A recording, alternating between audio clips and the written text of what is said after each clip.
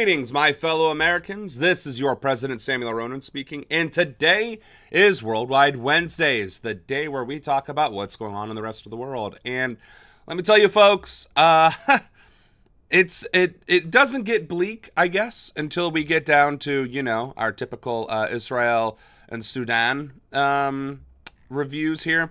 But we are still very much so heavily talking about Ukraine, and we're talking about Hegseth and the growing unrest in the Western Hemisphere. So, forgot to fix my light, apparently.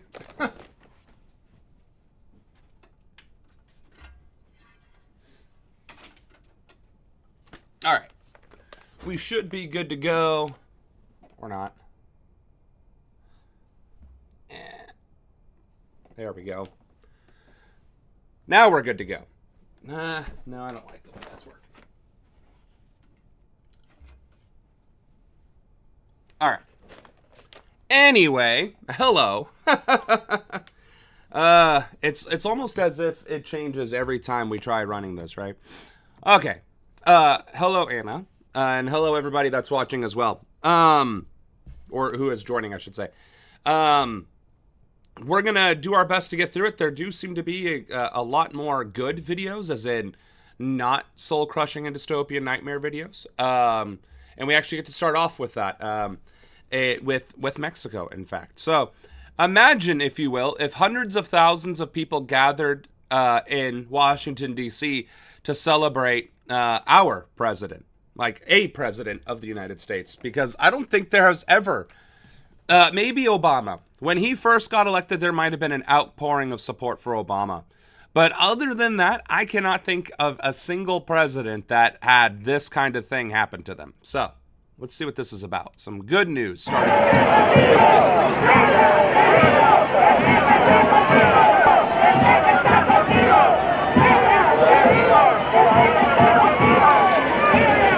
she's signing boards like a celebrity.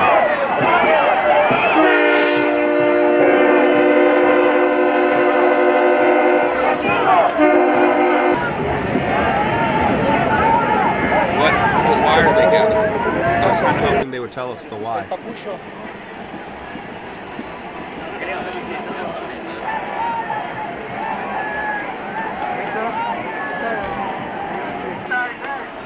Okay, hold on. Presidenta no está sola, las mujeres estamos contigo. I am going to assume that means, Madam President, don't give in. Standing strong together. How did I do? Considering I do not know any Spanish. Anyway, I'm going to assume that's a really strong, supportive statement there.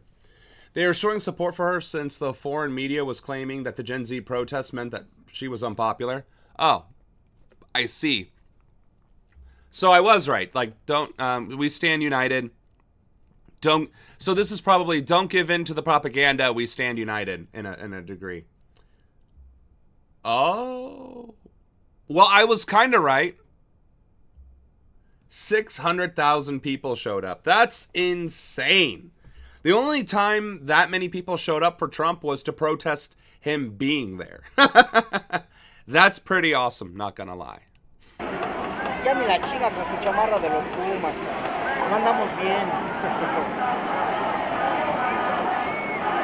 Es la del 70.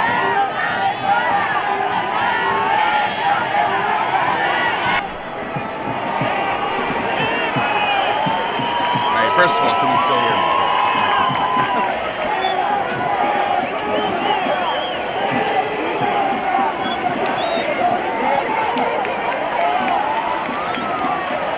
So that's what so this right here is what it looks like when a country actually likes their elected officials. Or at least they're the leader of their country. This is what it looks like. All right.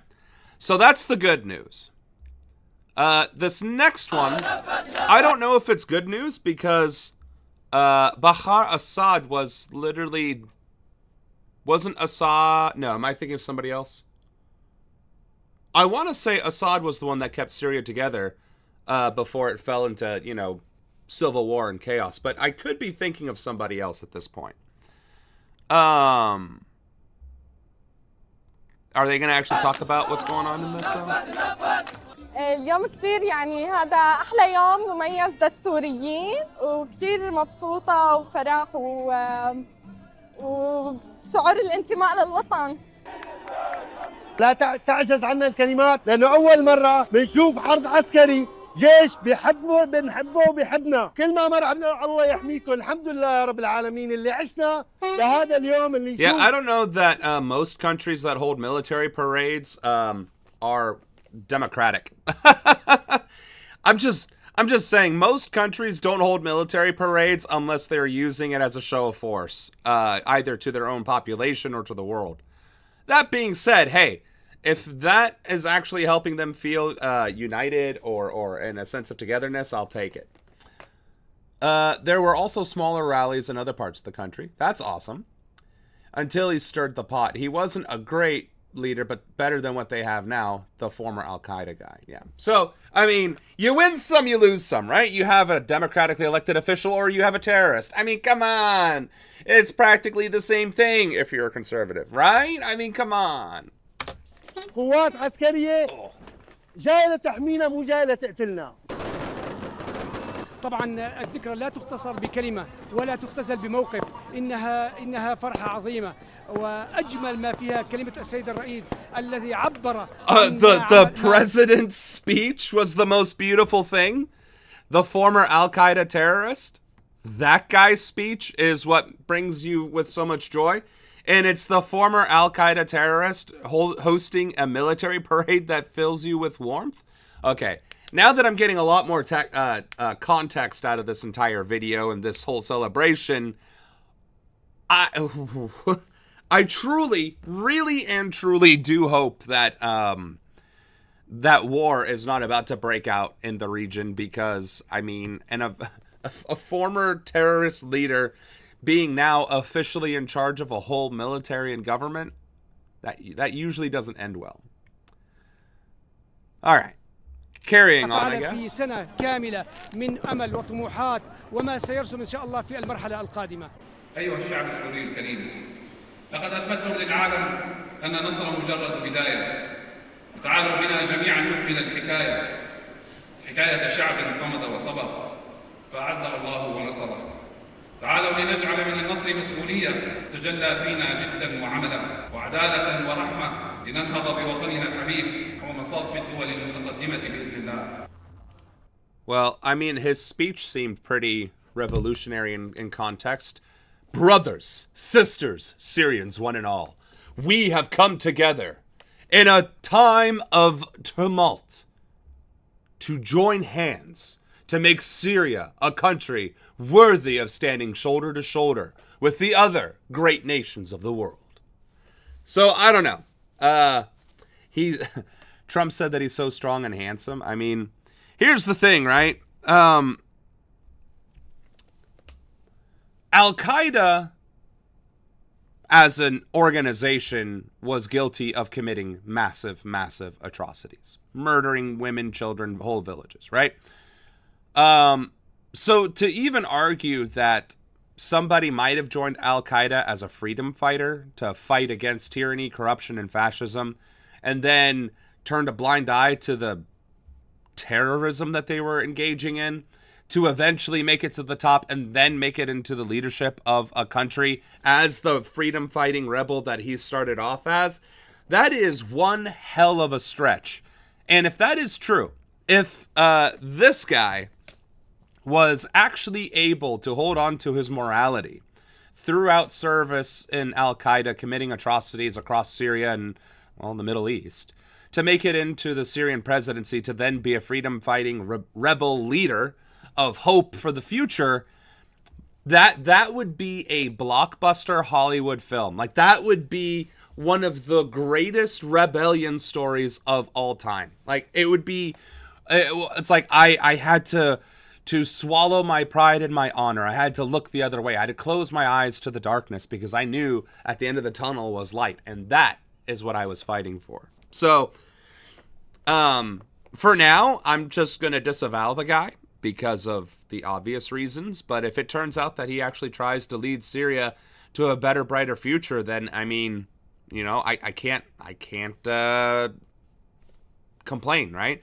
Because at least he went from being a bad guy to trying to be a good guy, whereas Trump presented himself as a good guy and then proceeded to prove how much of a piece of garbage he actually is. So, I mean, 6 of one, half dozen of another, right?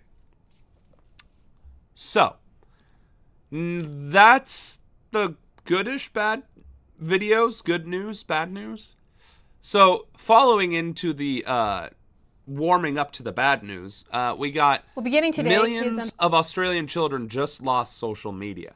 Now, why is that bad news? Well, it's bad news because it's censorship under the guise of protecting children from social media. But let's see what the whole story is. Maybe there's a little bit more context in there. Under the age of 16 in Australia are being forced off social media platforms like TikTok and Instagram. Here's the complete list. Australia's ban. Well, first of all, Kick is an extremely notorious pro or very sympathetic to Nazis streaming platform. So that's great that the kids can't go on there.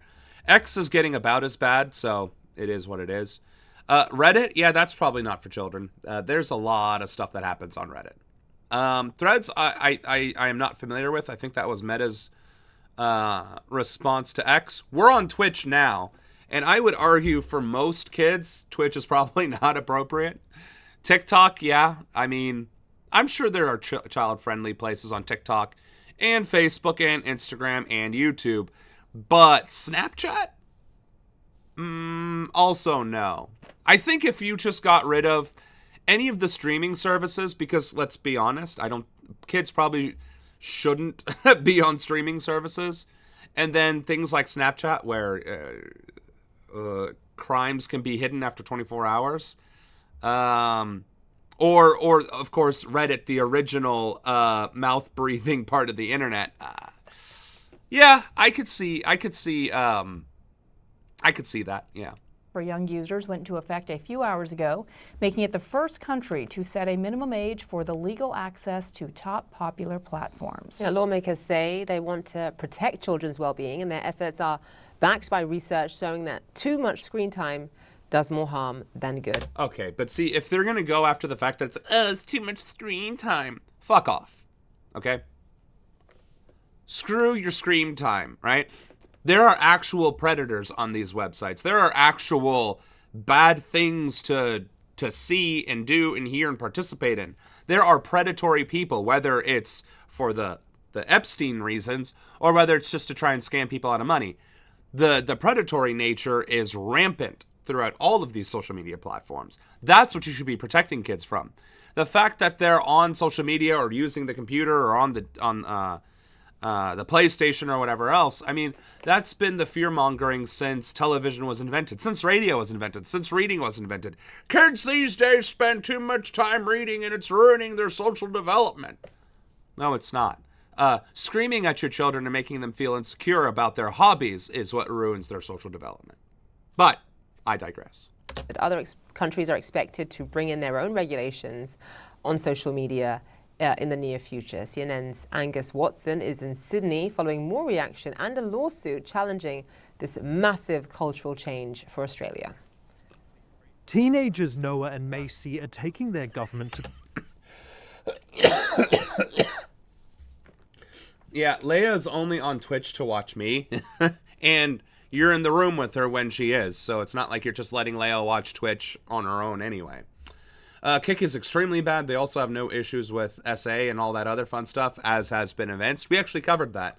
It was actually one of the reasons why we didn't multi-stream to Kick is because of the rampant SA and pedophilia and Nazism that was going on. So, needless to say. The court in a fight to stay on social media. Taking away how we communicate to the world, this is how we do it. It's the modern day. It's social media. From Wednesday, Australia will enforce a world-first law banning children under 16 from many of the biggest platforms. Supported by a freedom advocacy group, Macy and Noah's case asserts a right to political communication. The High Court has agreed to hear it next year. So what will you lose when social media is taken away from you? Well, we will lose connections, but we will lose our democracy. This law is saying that democracy begins at 16, which is condescending and it's incorrect. Listen, there are... And see, those are exactly the correct arguments to be making, is that if you're doing it for the sake of screen time, right? Not even the safety and security concerns, because I have yet to hear any of that brought up. It is censorship, and it is also censorship from the children who are actively engaged in politics from a younger and younger age, because they realize from a younger and younger age that the society is fucked.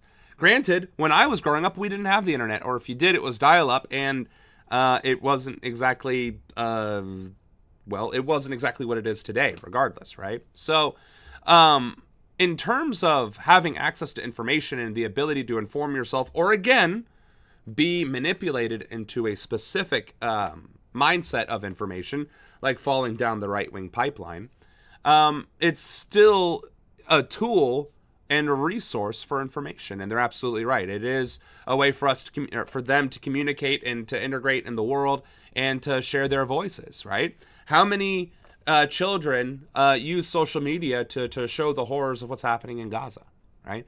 How many Gen Zers helped organize these protests throughout the world, right? So that argument is 100% a valid one. There are definitely negatives on social media. I'm not denying that. I completely agree. We're saying that getting rid of the kids is not the solution. We didn't do anything wrong. The government says it has acted to protect children from potentially harmful content. Nothing says I want to protect children like holding a teddy bear and deadpanning into the camera. People and addictive algorithms. And there are these powerful... So, hold up. I keep pausing in between. Let's just hear it through for a second. That getting rid of the kids is not the solution. We didn't do anything wrong. The government says it has acted to protect children from potentially harmful content, harmful people, and addictive algorithms. And there are these powerful, harmful, deceptive design features that even adults are powerless to fight against, like autoplay and endless scroll and snap streaks. So what chance do our children have? So and I'm sorry, I have to blow my nose.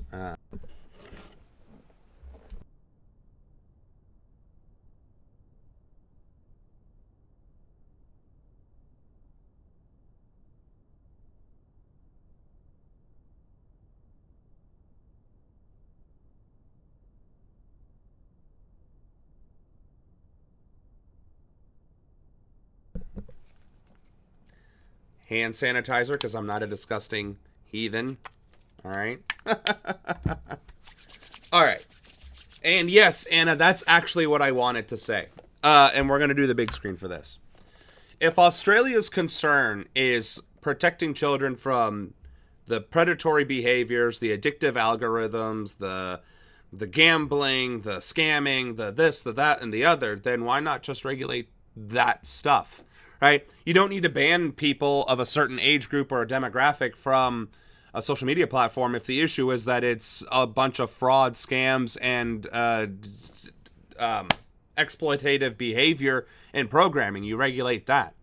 So it's again a false equivalence, or they're trying to misdirect, like, oh, we're doing a good thing, but we're still going to highlight the bad things that are still in place. It's like, no. You defeat the purpose of doing the good thing if you allow the bad things that you admit are bad things to remain in place. And if you're not going to regulate that, then what are you doing? And see, that's how subtle misinformation can be. Because if you're just watching the news, you're like, oh, yeah, no, that you're right. That algorithm, that's so terrible. Oh, yeah, the autoplay, yeah, that's awful. Yeah, we don't need our kids near that. And you immediately control the narrative. You control the thought process. You control the information, right? Except most people aren't going to be like, well, if all those things are so bad, then why are we protecting the kids and not everybody? Shouldn't we all be protected from that bad stuff and not just allow it to run rampant? Well, adults can choose not to be on the platform. Oh, you mean adults can just choose to not be informed? You see where I'm going with this? It once you start asking the questions and peeling back the answers that they're going to give you, or the resulting answers that could come from it, you start to see that it is once again about censorship and control of information. Under the new law, young social media users won't be punished for being on age-restricted apps, nor will their parents. Instead, Australia is requiring tech companies to take reasonable steps to keep under-16s off their platforms, and threatening fines in the tens of millions of dollars. So if they can force companies to make it harder for kids to get on the apps or face fines in the tens of millions, then why can't they be regulated to not do the predatory behaviors in the first place? Again, that was what the close-up was just a minute ago. So that's the whole point. That is the entire point. If they can regulate this part, then they can regulate the actual problem instead of the symptom of the problem. And that's why neoliberalism, no matter where it comes from, is a clear and existential threat to any society. Because you're not actually addressing problems. You're not actually governing. What you're doing is making a symptom of a problem out to be the actual problem and addressing that symptom as the solution, while still benefiting from the problem and being able to campaign around it or make it look like you have a victory while doing literally nothing to address the actual issues. So this is a 10-minute video. I don't think we need to go into 10 minutes on this. We're going to go ahead and move on to Russia and Ukraine. And I guess Breaking we'll start overnight, here. President Trump declaring in a new interview, Ukraine is, quote, losing. Trump's comments to Politico that Russia is in a stronger position came at a key moment in the negotiations to end the war in Ukraine. And as Ukrainian President Zelensky is stating clearly that Ukraine is not willing to concede land to Russia. If this deal, if Zelensky rejects this deal, like, is there a timeline? Is there a point at which you say, okay? Well, he's going to have to get on the ball and start accepting things, you know, when you're losing, because you're losing. Joining us now is CNN Global Affairs analyst Brett McGurk. Oh, I pressed the wrong button. Clear sign that... Hold on, did that... Okay. I pressed the mute button on the microphone to pause the YouTube. Oh, guys, I am fried. I am 100% fried. Like that. I think there is more snot and mucus swimming around up here than actual gray matter. Anyway. It's becoming... If it wasn't obvious before, it is becoming more and more obvious now that the United States president, the president of the United States of America, who is an alleged ally of Ukraine, is pushing that ally to capitulate to the demands of Russia, an avowed adversary of both Ukraine and the United States. And when you also have Senator Cruz talking about how he serves Israel, first and foremost, in the United States Senate, and then you see Marco Rubio pushing an agenda against South America, and you start seeing all of our foreign policy create terms of isolationism and burning bridges of alliances and trade agreements.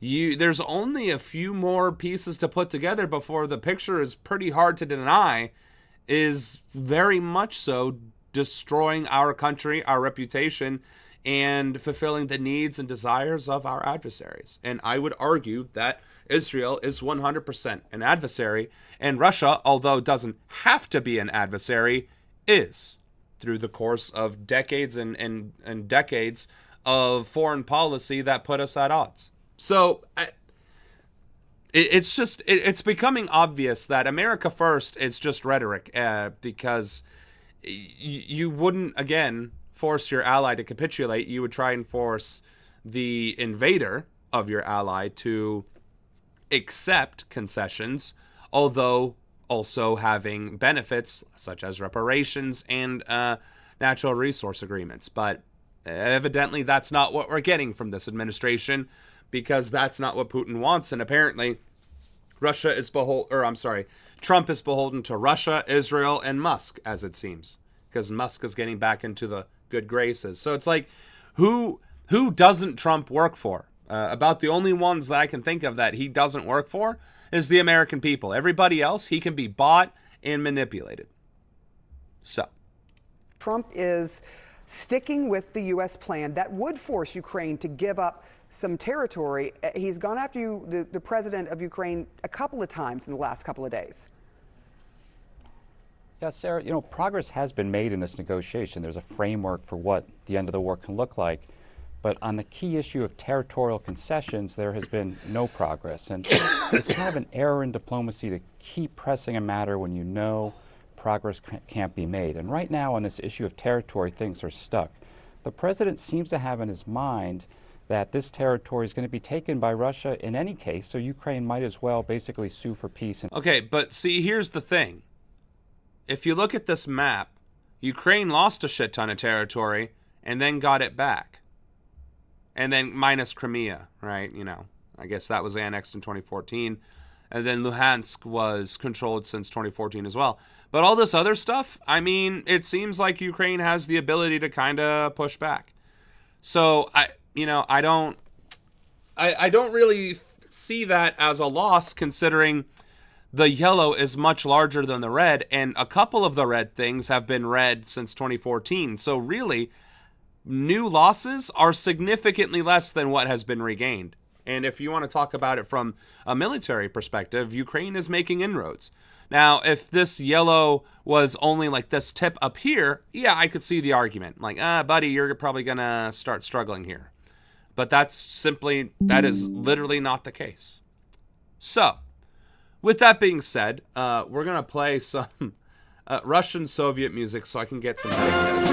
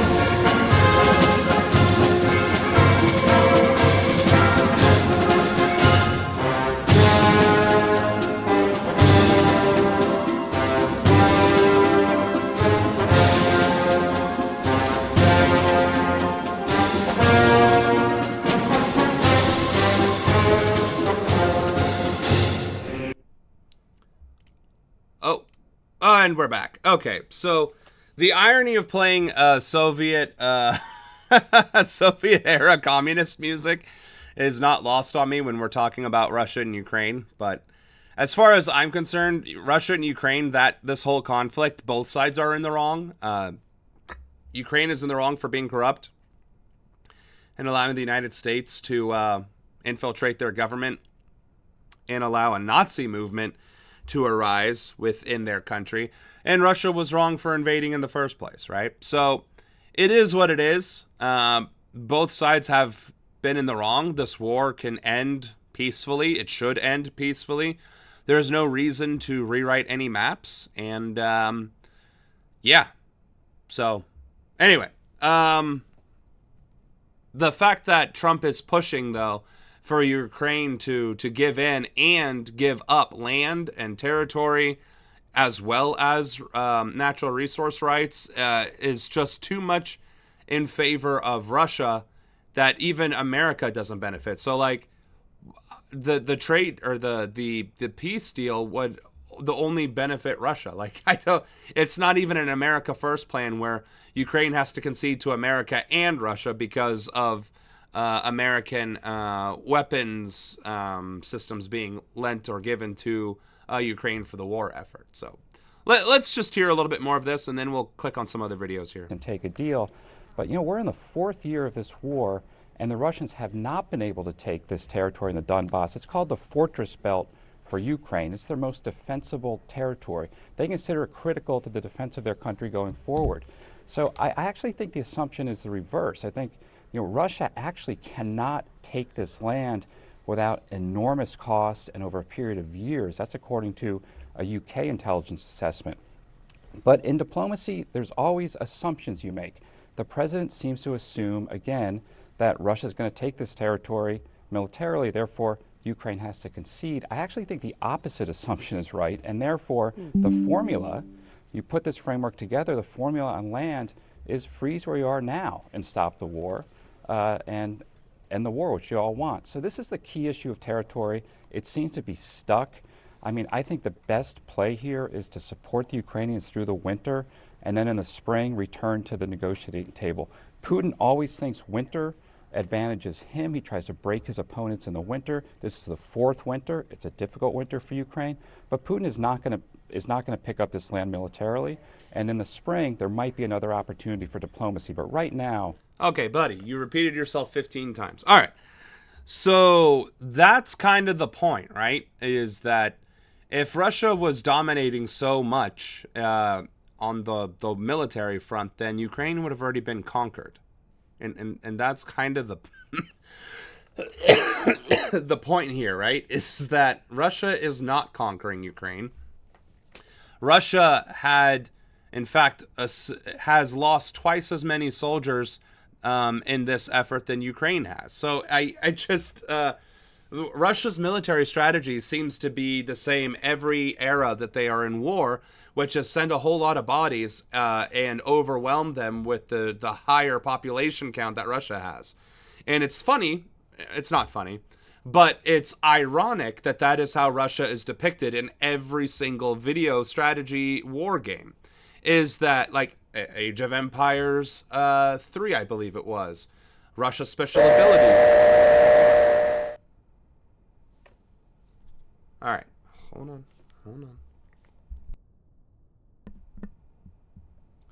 Can you hear me now? Because on my end, it should be working. I'm seeing the microphone thingy work.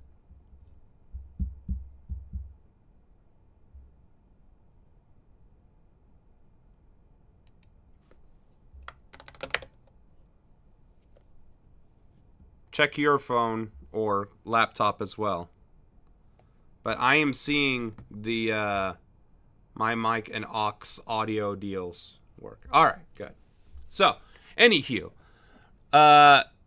Russia, in every ounce of media that it's portrayed in, always uses Pyrrhian victory tactics to win. Whether that's in Age of Empires, whether that's in like mobile games that has Russia in it, whether it's like games like Risk. Russia always gets to have more soldiers in a much shorter amount of time, but they may or may not be as strong as other countries' soldiers. And so the fact that Russia is fighting a modern war for the past 5 years in the same exact way, where Russia has lost twice as many people as the other team and is winning, is kind of on the nose for, shall we say, video game media and such. Anyway, With that being said, let's hear the other side. Ukrainian President Vladimir Zelensky is in London to discuss peace plans with European leaders. Russia attacked Kyiv with hundreds of drones and dozens of missiles over the weekend as the U.S. and Ukraine were in talks over a possible peace deal with Russia.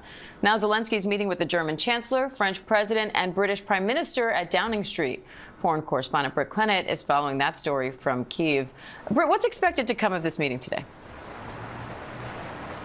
Hey, Diane. Yeah, as you say, President Zelensky is in Downing Street for talks with Prime Minister Keir Starmer, French President Emmanuel Macron, and German Chancellor Friedrich Merz. And the leaders are discussing, as you say, the latest Ukraine peace plan drafted during these talks between Ukrainian and U.S. officials in Florida last week. In brief comments before the talks, we heard from Starmer saying we stand with Ukraine, while Zelensky says we need to make some important decisions. Now, from what we understand, the idea is to put pressure on Russia and figure out the best way forward, how to do that. You know, is it more economic sanctions? Does it include, those loans that have been frozen, giving that to support Ukraine's war efforts? Those are the kind of the questions that these leaders will be asking. But I think it's interesting timing. You know, we discussed those Miami talks, next Zelensky in the UK with those European allies, trying to find a way forward. Does he feel like these leaders are helping him more in terms of, pushing the Ukrainian side not to give up more land? Also, security guarantees will be discussed. It's a major sticking point in those talks. So certainly it'll be interesting to see what comes out of those talks today, Diane. Okay, so that's a whole nothing burger. Let's see what this video Battlefield says, relics, if anything. frequent nighttime air raid attacks, constant No, power apparently cuts, not, all because reminded- that was 3 days ago, and this one was 2 days Ukrainian ago. President Vladimir Zelensky is in London to discuss. Okay, are we just not going to talk about it? Like, Russia what? unleashing hundreds of drones. All right, so Zelensky's like, hey, you need to hold my hand and be my friend, and we need to put pressure on Russia. Russia is the most sanctioned country in the world. Like, Russia has been sanctioned to the moon and back, and their economy has never collapsed. And in fact, they negotiated a peace trade agreement with 5 of the largest economies on planet Earth: Brazil, Russia, India, China, and I always forget Saudi Arabia. Never mind. Haha, I remembered it this time. So I don't understand why Western powers think sanctioning Russia is going to do a damn thing, because it just won't. It's not. It hasn't. And the proof is in the fact that they are negotiating trade agreements with other countries with just as powerful economies. So these are all non-issues. These are all non-starters. These are all just, I don't know, sound bites to look good in the news, because this is not how you negotiate with a country at war that is trying to conquer another country. You have to get, again, you're not going to disincentivize them if they feel that they're winning. And if multiple countries are saying that that country is winning, then you're negotiating from a position of weakness in the first place. So unless Europe is willing to commit to doing things like, okay, fine, we'll add Ukraine to NATO, if Russia sends even so much as a toenail over the demarcation line, then it's all-out war. Russia is more than likely not going to do that, because they don't want a multi-front war with the combined military forces of Europe and America. And I don't know how many other countries are in NATO, but I think it includes Canada. That's why I say that. Point being, that would be a strong negotiation tactic. Of course, if Russia doesn't blink, then you have World War III, right?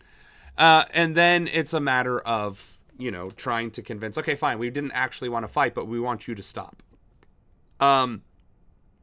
If you're going to make threats, or if you're going to try and beat your chest against an aggressing military, then you're going to have to be willing to get your hands dirty as well. And that's the other problem, is Europe has already shown and conceded that it doesn't want to get its hands dirty. It doesn't want to get embroiled in war.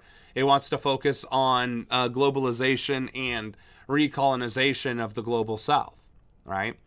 And therefore, any sort of negotiation tactics that would imply use of force against Russia is just going to fall on deaf ears and be toothless, and Russia knows that. So, again, you have to negotiate in the way that Russia can actually understand, which is reparations, resource and trade agreements, and some other deals. Russia wants to have those sanctions lifted. Russia wants to be more involved on the global stage.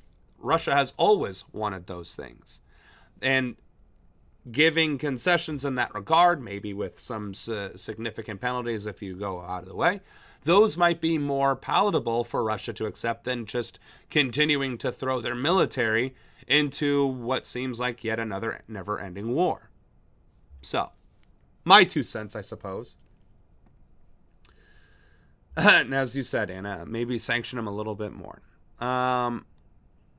This is the drone strikes that were being mentioned. Hundreds of drone strikes against Ukraine. Ukrainian officials say the strikes targeted the infrastructure, which keeps everyday life going. This is talks to end the war wrapped up today in Miami. ABC's Britt Clinton reports tonight from Ukraine. Tonight, the massive attacks Russia unleashed on Ukraine over the weekend, killing 2 people. So, massive attacks to Russia unleashed over the weekend, killing 2 people. But Israel murdering 2 Palestinians during a ceasefire doesn't even make the news. Just wanting to point out the blatant hypocrisy and thematic interpretation of reporting that we are engaged in here. Russia ramping up its attacks on Ukraine's infrastructure across the country, trying to cripple its energy supply. More than 1,600 drones and 1,400 missiles fired at Ukraine this week. This railway hub in central Ukraine targeted, causing water and power outages just 24 hours after this train depot was struck just outside of Kyiv. You can see where the station has been hollowed out by the impact. Firefighters clearing through the bits of twisted rubble, working through the building, which is still smouldering. The strikes coinciding with peace talks between the US and Ukraine in Miami that wrapped up this weekend. Zelensky on Saturday describing a phone call with US Special Envoy Steve Witkoff and Jared Kushner as substantive and constructive. That's after peace talks in Moscow earlier this week failed to yield a breakthrough. Lindsay, next President Zelensky will travel to London for talks with European leaders on Monday. French President Emmanuel Macron saying we must continue to exert pressure on Russia to compel it to choose peace. Lindsay. Yeah, but the pressure you're trying to exert upon Russia is irrelevant. Like, you're going like this. Sanctions. Add that to your 4,000 other sanctions. Like, that's not pressuring Russia to do a damn thing other than ignore you. And also, Russia is keen on attacking their adversary during peace talks, just like Israel is. So it's funny how Israel leads the way when it comes to disingenuous behaviors, especially when it comes to military activities.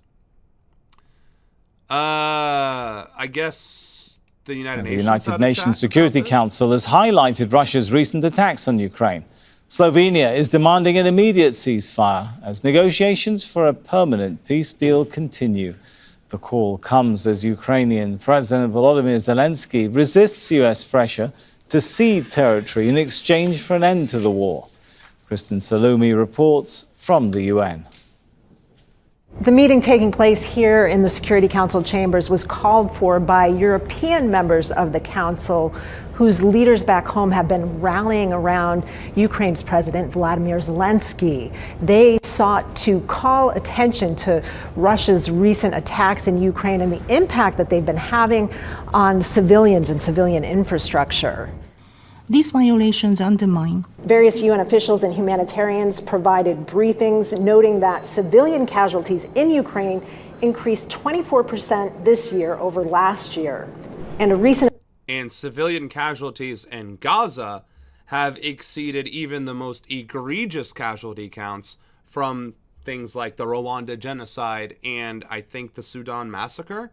The Palestinian genocide is one of the worst genocides in recorded history, second only to the Holocaust in terms of numbers. An attack on a power plant left 600,000 people without power in the Kyiv region in the midst of winter. Slovenia's deputy prime minister led the meeting and demanded an immediate ceasefire. We object to Russia's escalation of the war while peace talks are underway. Russia continues to escalate its war. Swarms of drones are growing larger. Ballistic missiles are flying farther away from the front line, and we have even seen airspaces of other countries violated. Now, Russia, for its part, showed no signs of backing down on its demand that Ukraine give up the entirety of the eastern Donbass region, accusing Ukraine of provoking its attacks. The United States, which has been leading the ceasefire negotiations, said it was engaged in, quote, tireless shuttle diplomacy. Kristen Salumi, Al Jazeera. So the eastern Donbass region.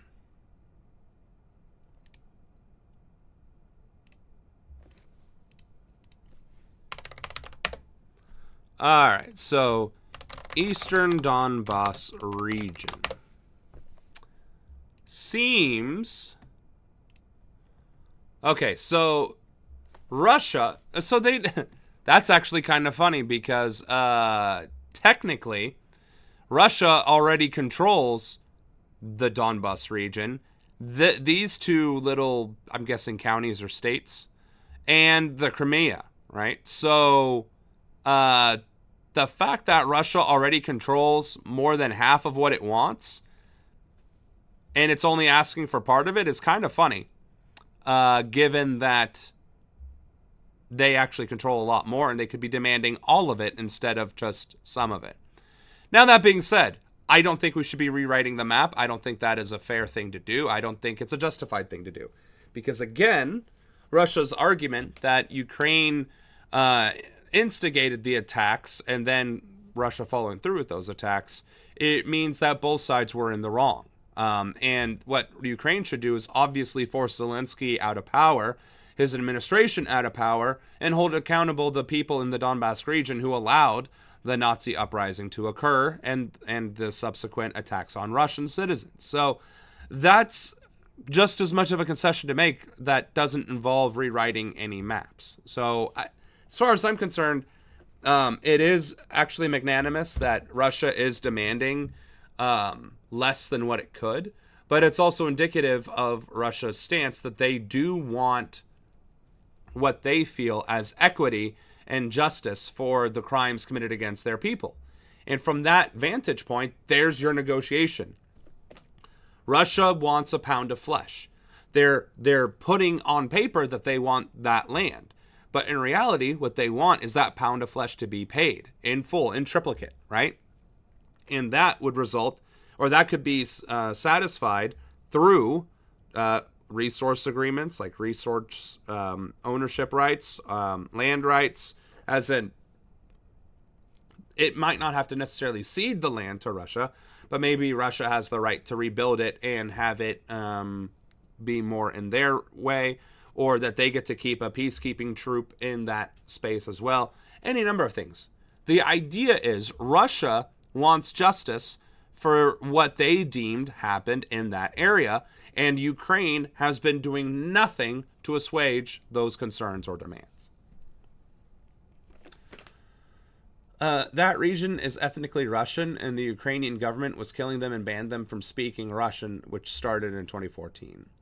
So the Donbass region declared independence, and Ukraine refused, so Donbass asked Russia to step in and help them, and that's how the invasion started. So I don't think it's justified, but I understand why it happened. Well, and to that point, right, if Donbass declared independence in the first place, right, then technically shouldn't Ukraine honor that? And then this negotiation isn't even between Ukraine and Russia. It's actually between Ukraine, the Donbass region, and Russia. So again, it goes back to the point that the actual root cause of this problem is not being addressed. It's not being addressed in the news. It's not being addressed in these negotiations, that they declared independence from Ukraine in the first place and therefore have some semblance of sovereignty, and they themselves should be able to negotiate with Russia, or should be part of the negotiation talks in and of itself. So you see what I'm saying? Like, sanctioning Russia and beating your chest against Russia, that's not the solution, because that has nothing to do with this problem.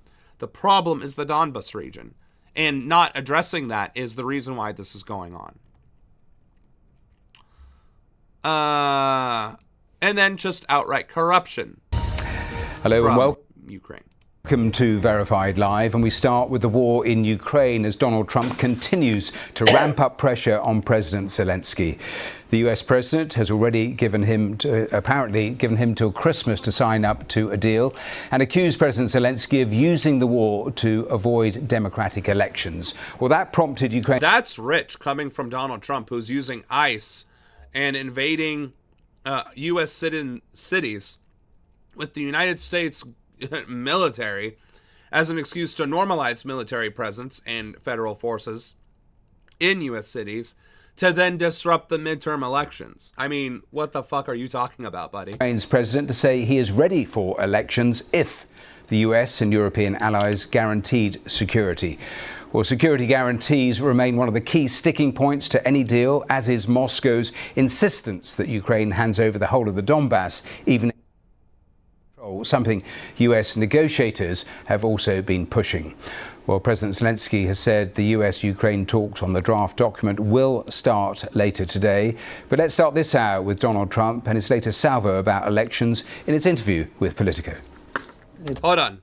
Get ready for a shit ton of hypocrisy. It's been a long time. It hasn't been doing particularly well. Yeah, I think it's time. I think it's an important time to hold an election. You know, they're using war not to hold an election, but I would think Is that why you're trying to instigate war with Venezuela, you dumb motherfucker? Like, this guy is so transparently corrupt, it's not even funny. Ukrainian people would, should have that choice, and maybe Zelensky would win. I don't know who would win, but they haven't had an election in a long time. They talk about a democracy, but it gets to a point where it's not a democracy. Program to our correspondents in Kyiv. Joe Gunter is there.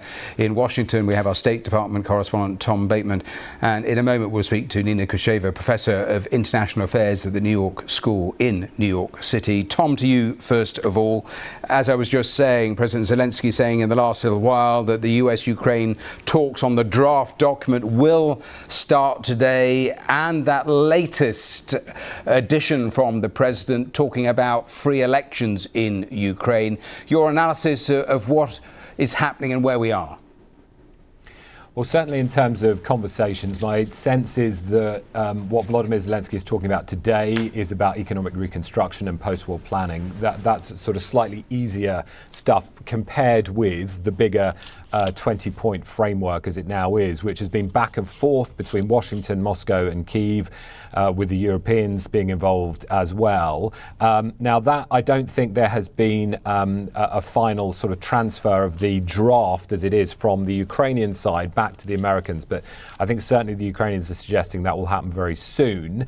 And that is all in the context of this increasing pressure from President Trump onto the Ukrainians. And we heard, you heard a bit of it in that clip you just played from the Politico interview yesterday, that Donald Trump is once again being pretty critical of Volodymyr Zelensky, both directly and in terms of the kind of negotiating positions that are on the table. So the pressure remains on the Ukrainians. My sense from European diplomats is that, I think they feel there has been some progress on the issue of a US security guarantee for Ukraine in the event of a peace deal. I think they feel like they're getting somewhere with the Americans on that. But when it comes to that core issue of territory and the red line for the Ukrainians, saying they will not withdraw from territory that they currently control and just simply hand it over to the Russians in the Donbass as part of an agreement, it doesn't feel like the Ukrainians and the Europeans are getting to a place potentially that they want to on that, and that the Americans are potentially putting their foot down. So that remains an absolutely key and fundamental sticking point. That said, we don't know the exact and precise wording of what is now the redraft that is due to come back from the Ukrainians to the Americans very soon. Tom, thanks very much for that. Let's head to Kyiv and to Joel. And what are you hearing about the talks, Joel? And also interesting that President Zelensky hasn't ruled out talk about elections, but linking it very definitely to security guarantees. That is right. Only incremental developments really on this shuttle diplomacy. Okay. You know, I try and let them talk. And I am trying to, like, because staring at that and staring, I don't know. It's hard for me to focus, right? So at the same time, it's just these people just talk and pretty much don't say much. And I wonder, too, if it's part of the deliberate disenfranchisement of information, right? So again, we talk about propaganda from the sake of controlling the narrative, controlling the message, right? Disinformation, misinformation, whatever have you.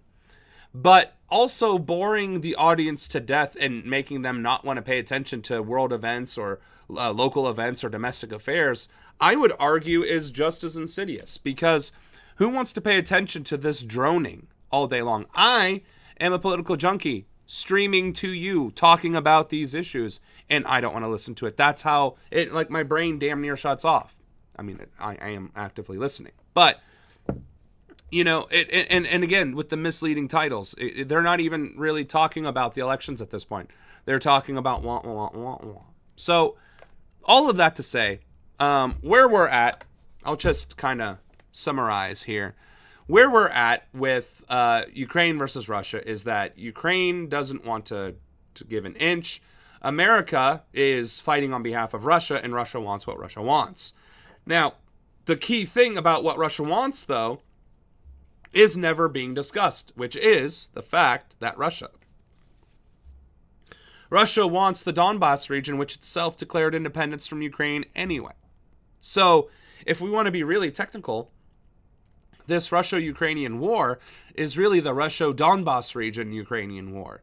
And the fact that that has not been discussed by anyone, because I didn't hear Donbass mentioned by these guys or anyone else, is, other than wanting the Donbass region, is precisely the entire point of how this war has been just this really long, futile attempt at reigniting the Cold War between the Allies and Russia. Okay.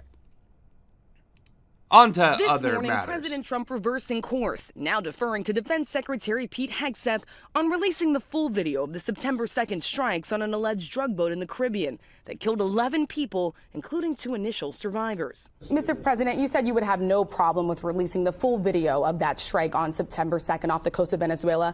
Secretary Hegseth now says... You said that. I didn't say that. This is ABC fake news. You said that you would have no problem releasing the full bit. Okay, well, Secretary Hegseth... Whatever Hegseth wants to do is okay with me. But just last week, President Trump said he had no problem making the video public. It is kind of funny that he just will knee-jerk argue with ABC regardless, or like the fake news networks. But it's also funny that he says something a day ago, an hour ago, a week ago, a month ago, and then says, I never said that. And people, again, just move on. They're like, okay, whatever. Would you support the full release of the video? And then he's like, oh yeah, sure, whatever. And it's crazy to me, because that's why he's getting away with what he's getting away with. He's not being held accountable. Like, these journalists know he said it last week. They have the clips. They have the receipts. And instead of holding him accountable, it's like, no, Mr. President, you did say this, and I'm holding you to your words.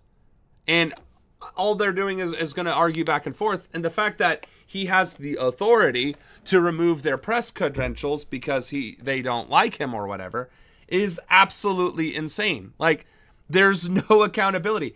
And it's just breathtaking how obvious it is that we don't have a democracy and that we haven't had one. That, honestly, the only reason why Biden and Obama couldn't get away with what Trump is doing is because Republicans were united in their efforts to undermine the Democratic presidencies. And that's it. That's the only difference. Republicans are united in maintaining their power and control, but they are also united in undermining anyone else's. If Democrats could have half of that kind of working togetherness, this administration would have been impeached literally day one. But I digress. I don't know what they have, but whatever they have, we'd certainly release, no problem. So far, the Pentagon has released 22 videos of strikes on alleged drug boats. But it's the video of the September 2nd strike that killed 2 survivors that's drawing increased scrutiny. Hegseth says he won't commit to releasing it. Whatever we were to decide to release, we'd have to be very responsible about. So we're reviewing that right now. On Capitol Hill, Democrats. So we have to be very responsible with releasing footage, but not in determining whether or not a target is a lawful order. I just want to see if I got that right. The Secretary of Defense, who ordered the double tap on these alleged drug boats, is ordering kill strikes against these alleged drug boats without any evidence or without corroborating in the first place, and is refusing to show any evidence that it may or may not have to Congress in the first place, and then is following that up with saying we need to be very careful and cautious with releasing these videos. I mean, if that doesn't smell like a cover-up, then I don't know what to tell you. Democrats who viewed the video demanding for it to be released, describing it as showing an attack on 2 defenseless survivors, which would violate international law. The president now says American he's law. seen the video. Like, let's be very clear. They keep emphasizing that it violates international law. No, it violates American law. It violates the Uniform Code of Military Justice. And in fact, attacking a boat with survivors, or the survivors of a boat strike, is an actual example of what is considered an unlawful order. It's literally used as the example, and that's what this piece of shit did. But again, I digress. But when I asked if the American people would get that chance, are you committing to releasing the full video? Didn't I just tell you that? You said that it was up to Secretary Hegseth. He wouldn't commit. I told you, whatever Pete Hegseth wants to do is okay with me. So this morning, lawmakers... You know, I'm not gonna lie. He is incredibly orange. Like, it's not even subtle how orange he is. It's unnaturally orange. It's like tangerine orange. Why does he keep doing that, and why don't people call him out on it? Is that a shtick? Is that literally like like a joke being played on the American people? Because that is insanely orange. Like, this guy might be regularly tanned and she might be slightly, off color in this lighting, but this is belligerently orange. Like, belligerently. Whatever Pete Hegseth wants to do is okay with me. So this morning, lawmakers are trying to force the Pentagon's hand to release that video by including it in the annual must-pass defense spending bill. And later today, Secretary of State Marco Rubio, Defense Secretary Pete Hegseth, the chairman of the Joint Chiefs, they're going to be on Capitol Hill to brief the Gang of 8. These are the top Democrats and Republicans in Congress behind closed doors on this. Yeah, that pressure certainly is building. The president also yesterday announced a big bailout package for America's farmers. $12 billion of taxpayer money to bail out. Oh, and we're just going straight into the bailout. Okay. So, cover up, and then talking to the 8 leaders in the House and in the Senate to solidify the cover up. Okay. And then right on time for Christmas, leading into the new year and the kickoff of most of primaries, a $12 billion bailout for farmers so that they don't revolt against him in the upcoming primaries.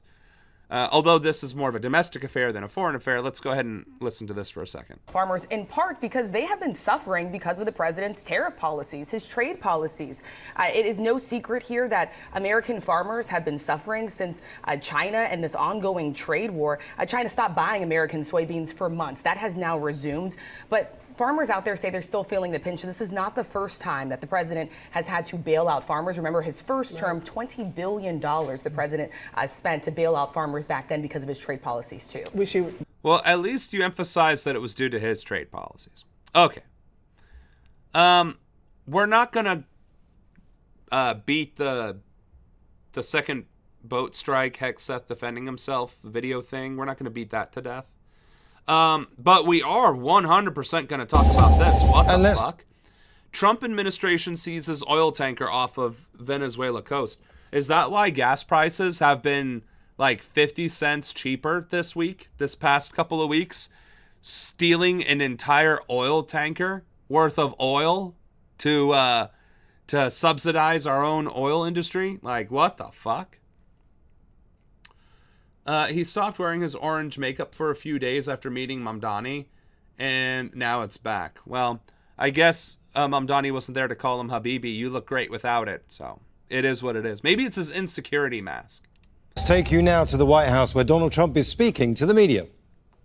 Just launched the Trump Gold Card. Site goes up, and all funds go to the United States government. So he looks less orange in this video. Also, though, the Trump Gold Card is officially being launched. You know, the citizenship card for foreign nationals, that's $5 million. Not the citizenship for people who have spent 2 years and thousands of dollars going through the entire process, but happen to be from a country that talked bad about Trump at one point in time. Could be a tremendous amount of money. It'll also be able to have people like this keep, as an example, just one example, but go to Harvard, and you're able to buy a card and if you keep that person in the United States, actually, so there's certainty, because I've heard from Tim Cook of Apple. Okay. If you have $5 million to buy your citizenship, you're not going to Harvard. What the fuck? Like, you're not going to Harvard if you already have $5 million. That doesn't even make sense. Are we gonna get to the seizing of the Venezuelan thing? And work and businesses can sponsor people at the cost of $2 million. 100 and compound, and when the child becomes 18, they could use that money to solve that. And the other thing is, it'll take in, we think, probably billions of dollars. Okay, so when does he talk about seizing the boat? All right, well, I'm not listening to an entire I'm not listening to 9 minutes of him talking just to find out where he talks about seizing the Venezuelan boat. And if you can find a more specific video about that, then we can watch that. An ordeal. That's how most Venezuelans living abroad describe their attempts to reach their country.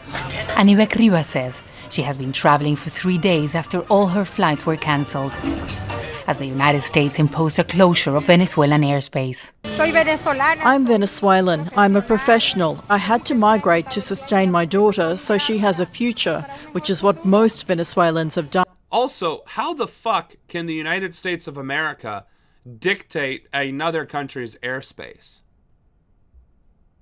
Like, I kind of want to know, how the fuck can the United States of America tell Venezuela you can't fly planes anymore?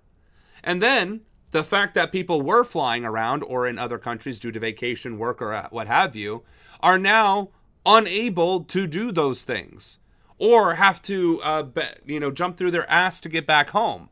Like, they're disrupting the economy and the entire region by doing this. Again, I don't even understand how they were able to do that in the first place. But it just goes to show, like, U.S. foreign policy and interventionism is what leads to the immigration crisis at our border in the first place, the regards that you are cracking down against, right? The United States of America under Trump is terrorizing Venezuelans, Argentinians, Latin Americans generally in America who were either here legally or illegally because of foreign policy in their very same countries that forced them to migrate, such as shutting off their fucking airspace. Like, that is absolutely insane to me. Done. Now I want to go back home for a month. The powerful military buildup in the Caribbean and the threat of escalating military action against the government of Nicolás Maduro have filled people with uncertainty about what will happen in their country. The closure of Venezuela's airspace and the isolation it generates is the latest strategy used by the United States to pressure Nicolás Maduro. And while U.S. aircraft continue to fly close to Venezuela's coast, this continues to be one of the few ways that people have to enter or leave the country. Opposition leader Maria Corina Machado is set to receive the Nobel Peace Prize on Wednesday in Oslo. On Sunday, she confirmed the death from a heart attack of Alfredo Diaz, a former governor who had been detained for a year on charges of terrorism and incitement. His death did not go unnoticed for the U.S. State Department, which said on X that his death is yet another reminder of the vile nature of the criminal Maduro regime. Alfredo Romero has been assisting Venezuelan political detainees for years. He says there are over 800 prisoners detained for political reasons right now. We're seeing that. Okay, so now we're getting into the part where Al Jazeera really spreads around anti-Latin American propaganda. Okay.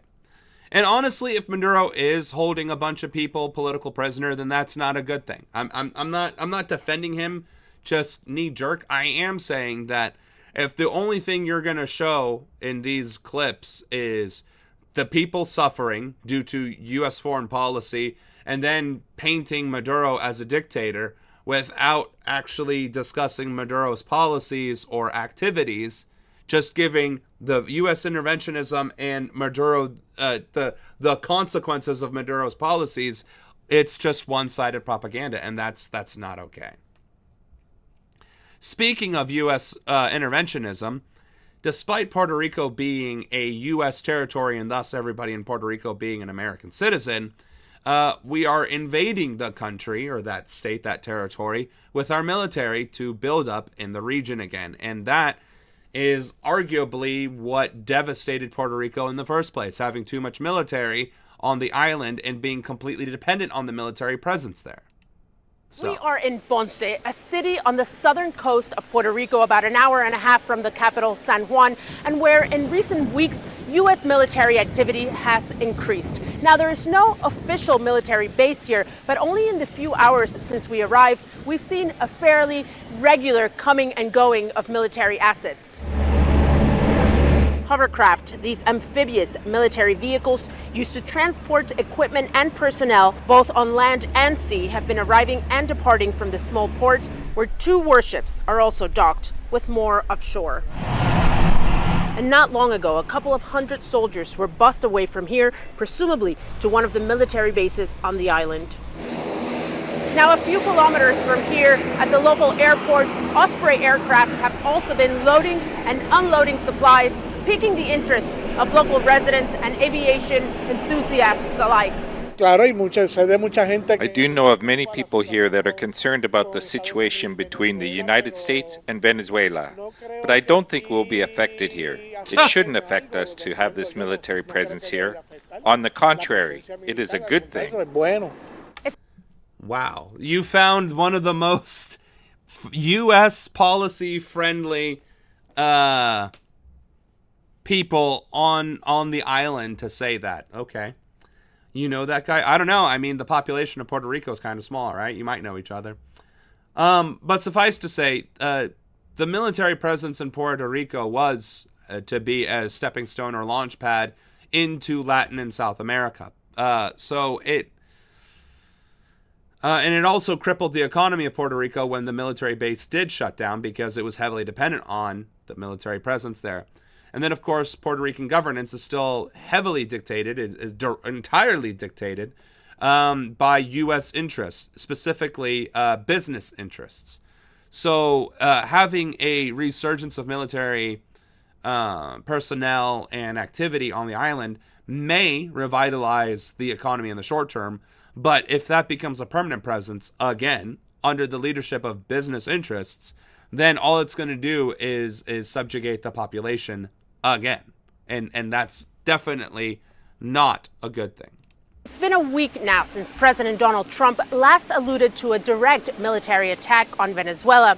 And as the days pass and military activity increases on this island, a U.S. territory some 800 kilometers from Venezuela, tension in the region grows, something that Washington is hoping will eventually force Nicolás Maduro from power. Or this is just a buildup to actually invading Venezuela, and we will be an aggressive force doing that, making us criminals. The entire country being a criminal in invading another country's sovereign land. And that's my hometown. My dad was probably his professor. I mean, that's probably, I know exactly where they are recording this. Well, we got a local on the team, folks. All right.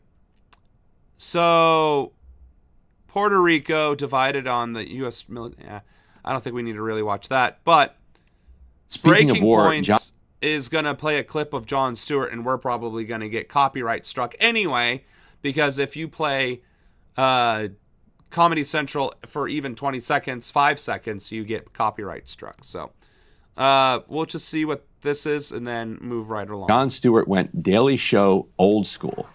Let's watch this, a little bit of this masterpiece of a segment from him. Go watch the whole thing, but here's a clip of it on the parallels between Venezuela and Iraq. But I know what MAGA is doing. They're convincing us that Iraq was an entirely different set of circumstances. That country was led by a sword-wielding, mustachioed madman who held an iron grip on his people and his power. Nicolas Maduro is nothing like... Oh, shit. That drugged-out dinghy was a floating weapon of mass destruction. Every boat carrying fentanyl and drugs in this country is a weapon of mass destruction.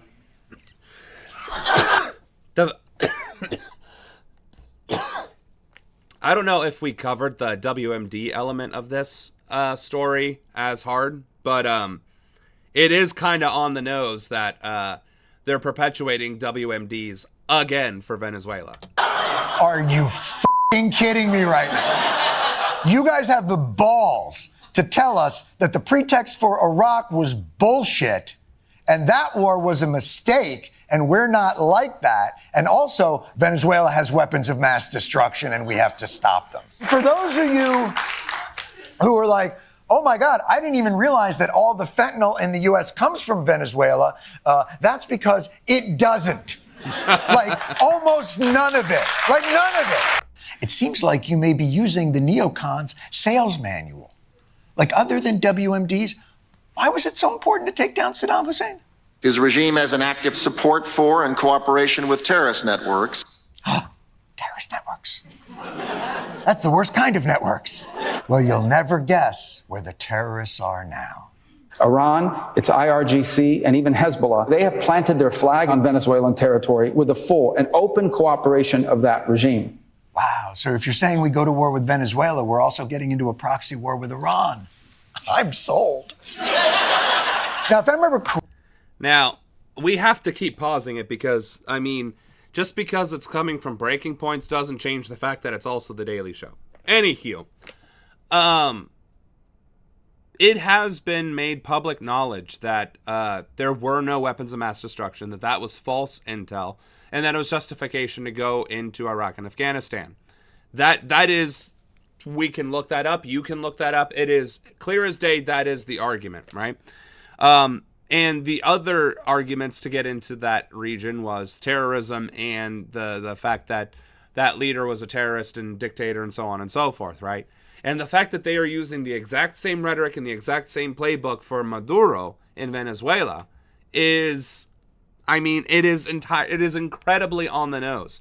Then again, the fact that ICE is targeting random brown people to ask them for their papers is pretty damn on the nose for being Nazis as well. So, 6 of one, half dozen of another. We'll just go ahead and leave this video there and move on to China. $1 trillion. So, China's trade surplus hits $1 trillion for first time despite Trump's tariffs because, again, the tariffs have no effect on China's profits whatsoever because it's a tax on imports. If China continues to make stuff and we're stupid enough to buy them and charging ourselves more for it, then China can just laugh all the way to the bank because they're still getting their money. But let's listen. $1 billion. That's what China is reporting as its trade surplus tonight with the United States. That is a first that it's ever been so big. It tops anything before Trump's massive trade war and his promises to make China pay for it. So, okay. The trade surplus between just America has hit $1 trillion. That's hilarious because the tariffs were supposed to shrink the surplus from that China was getting off of the United States. And in fact, it increased it to the highest level it's ever been, which goes to prove, which goes to show, which implies that, which is ipso actum sic nauseam, right? That tariffs don't work in terms of shoring up the differences in trade surplus. If you want to shore up the differences in a trade surplus, then China has to buy more shit from America, which would imply America has shit to sell, which we don't, because we don't make anything in America. Everything that America makes is made in China. And China knows how it's made already because it's happening in their country. Okay. I put a 100% tariff on China. China's paying us a tremendous tariff. China's going to be paying a lot of tariffs. China is eating the tariffs right. What do you... Right now, China's paying a 104% tariff. I honestly wonder if Trump himself doesn't know that it's Americans paying for the tariffs or not. I'm actually convinced he doesn't know that tariffs are a income tax, an import tax, right? Like an incoming tax. I honestly do not think Trump realizes that the tariffs are actively harming our own economy. I think he really believes that China is paying the tariffs, that India is paying the tariffs, that the other countries are paying. Because otherwise, like, he is publicly lying to the American people. So it's either ignorance or straight up lying. And given his IQity with everything, I actually am willing to bet that he doesn't know what a tariff actually is. So I don't know. Now, despite Trump's threats and the tariffs, of course, China, by that surplus, obviously, is so far doing okay, shifting its goods basically to other locales like Europe, Southeast Asia, as ways to get around those tariffs. American consumers, though, are starting to pay the price, and that is in part why one indicator is flashing red tonight for the U.S. economy, and that is consumer sentiment. It recently plunged 30%, near an all-time low. Now, American perceptions of the economy right now are actually worse than during the Great Depression, which is really incredible to think about. And yet, here is Trump, President of the United States, over the past few days. The word affordability. We're not going to listen. Economic pain, but he is focused right now on the area of the economy where investors are getting really, really rich. AI, today signing an executive order prohibiting states from regulating AI. That's something that some of the tech titans had desperately wanted. Also vowing to... Okay, this would probably be a better video, apparently, for Thursday, because it's emphasizing a whole hell of a lot on U.S. policy. But to touch on the AI thing, a lot of conservative ideology centers around states' rights and state sovereignty. And here's Donald Trump passing an executive order, which isn't binding by law, but has the... I guess the intention of law, that states cannot regulate AI. And it's like, doesn't that immediately violate the states' rights and the state sovereignty nonsense that they all argue for? And again, not regulating AI is why AI is actually struggling as it is, because it is still lying to us. It is still betraying its users. It's still manipulating data. It's still stealing data from artists and content creators. It's still causing massive problems. And every industry that did mass layoffs to replace them with AI has had to rehire those people because AI cannot keep up. So to continue to not regulate AI, but to continue to allow corporations to enforce it and use it however they see fit, is literally just giving a blank check to tech giants everywhere. And again, does not help us in any regard towards economic supremacy against China, who has equally powerful AI, equally capable AI, for literally 1,000th of the cost. To stop states from regulating at all. It is an order to protect... Oh, my goodness. I think today I'm struggling a lot more with the sore throat. So we'll go ahead and skip this, and go to this next video. The FIFA Peace Prize. Village People singing YMCA. The president today and the Village People at the Kennedy Center are part of the festivities ahead of next year's FIFA World Cup soccer matches in the U.S., Canada, and Mexico. Though the event ran 3+ hours, not 3 days like Woodstock did, this too was a celebration of peace and music. The Village People, Andrea Bocelli, Nicole Scherzinger, formerly of the Pussycat Dolls, and this. Mr. President, this is your prize. This is your Peace Prize.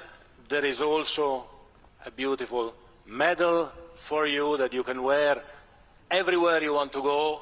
I'm gonna wear it right now. Okay, let me hold. So, this narcissist is being, again, manipulated by a sports organization who is literally pandering to him. Here's your own Peace Prize. We're a sports organization. And he's eating it up. Lapping it up. This is a fucking embarrassment. National and internationally. Oh my God. Okay. Damn.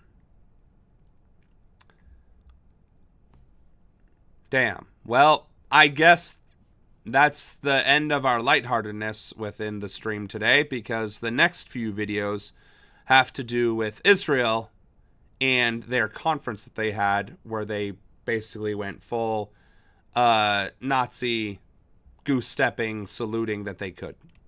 Let's get to Israel. I know Ryan and Emily covered this, but we wanted to, I think it's worth playing twice here. We had Hillary Clinton at this event for Israel Hayom. It's Israel's most read newspaper. I'm reading from Prem Talker here. Run by Israeli-American billionaire and Trump donor Miriam Adelson. Had some very noteworthy things to say about what she thinks is going on and why, why people's views on Israel have changed. Let's take a listen to that. That our students, smart, well-educated young people from our own country, from around the world, where were they getting their information? They were getting their information from social media, particularly TikTok. That is where... What's with the hard-on against TikTok? Because I get a lot of my information from Facebook. I get a lot of my information by just Googling the news. So what is with this hard-on for TikTok? Because YouTube is a much, much bigger video platform than TikTok ever could hope to be, and we're on YouTube right now talking about it, watching it. So what's with the hard on TikTok? There's some lighthearted vids at the end of the list. Okay, well, that's good to know. TikTok is apparently the most left-wing of the platforms, which, I mean, give it some time, right? Because every platform was left-wing until right-wingers got on it long enough. If you give right-wingers a platform, they will infect it and infest it, and then that disease will spread like a virus. So it is what it is. Where they were learning about what happened on October 7th, what happened in the days, weeks, and months Okay, so Hillary Clinton doesn't seem to be informed about what happened on October 7th and what happened in the days, weeks, and months after the fact, because Israel themselves admitted to implementing the Hannibal Directive and using helicopter strikes against their own people to make it look as if the Palestinian resistance was the one doing it, Hamas. So I guess Hillary Clinton doesn't know foreign policy. Shocking, just crazy, considering she was a former Secretary of State. All right. If we're going to listen to Hillary Clinton, that's not foreign at all.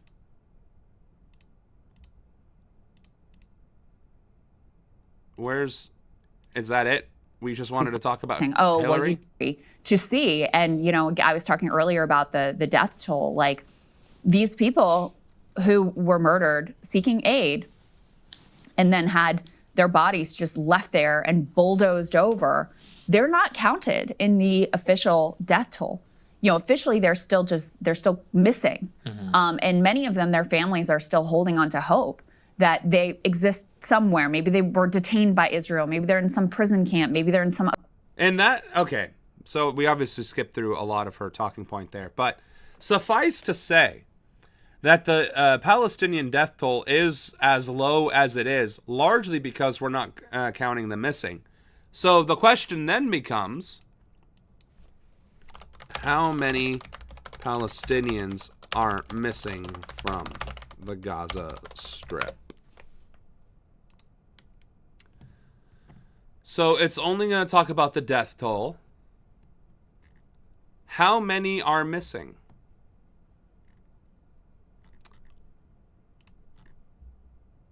That was from September 4th. Okay.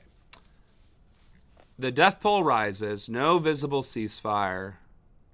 Settlement in West Bank. Nothing about the missing. There we go. 377,000 Gazans are missing, which would be 15% of the population, on top of 64,000 people who are confirmed dead, which brings that to over 20% of the population of the region. Murdered, dead, missing, unaccounted for. And that was as of June 25th. Oh, they're saying it's debunked. Okay.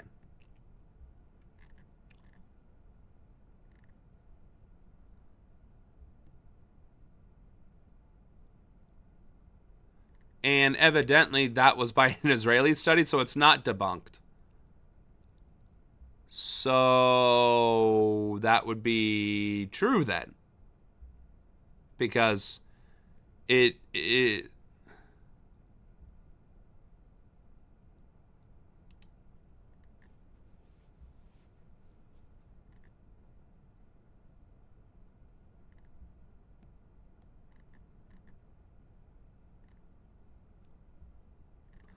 this just makes it even worse.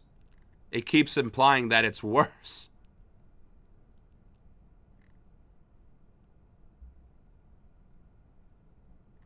The health ministry in Hamas on Gaza, 56,000 have been killed, 131,000 wounded, and I guess 11,000 missing. Yeah. So it definitely seems like the answer is we don't know. But 90% of Gaza's population has 100% been displaced.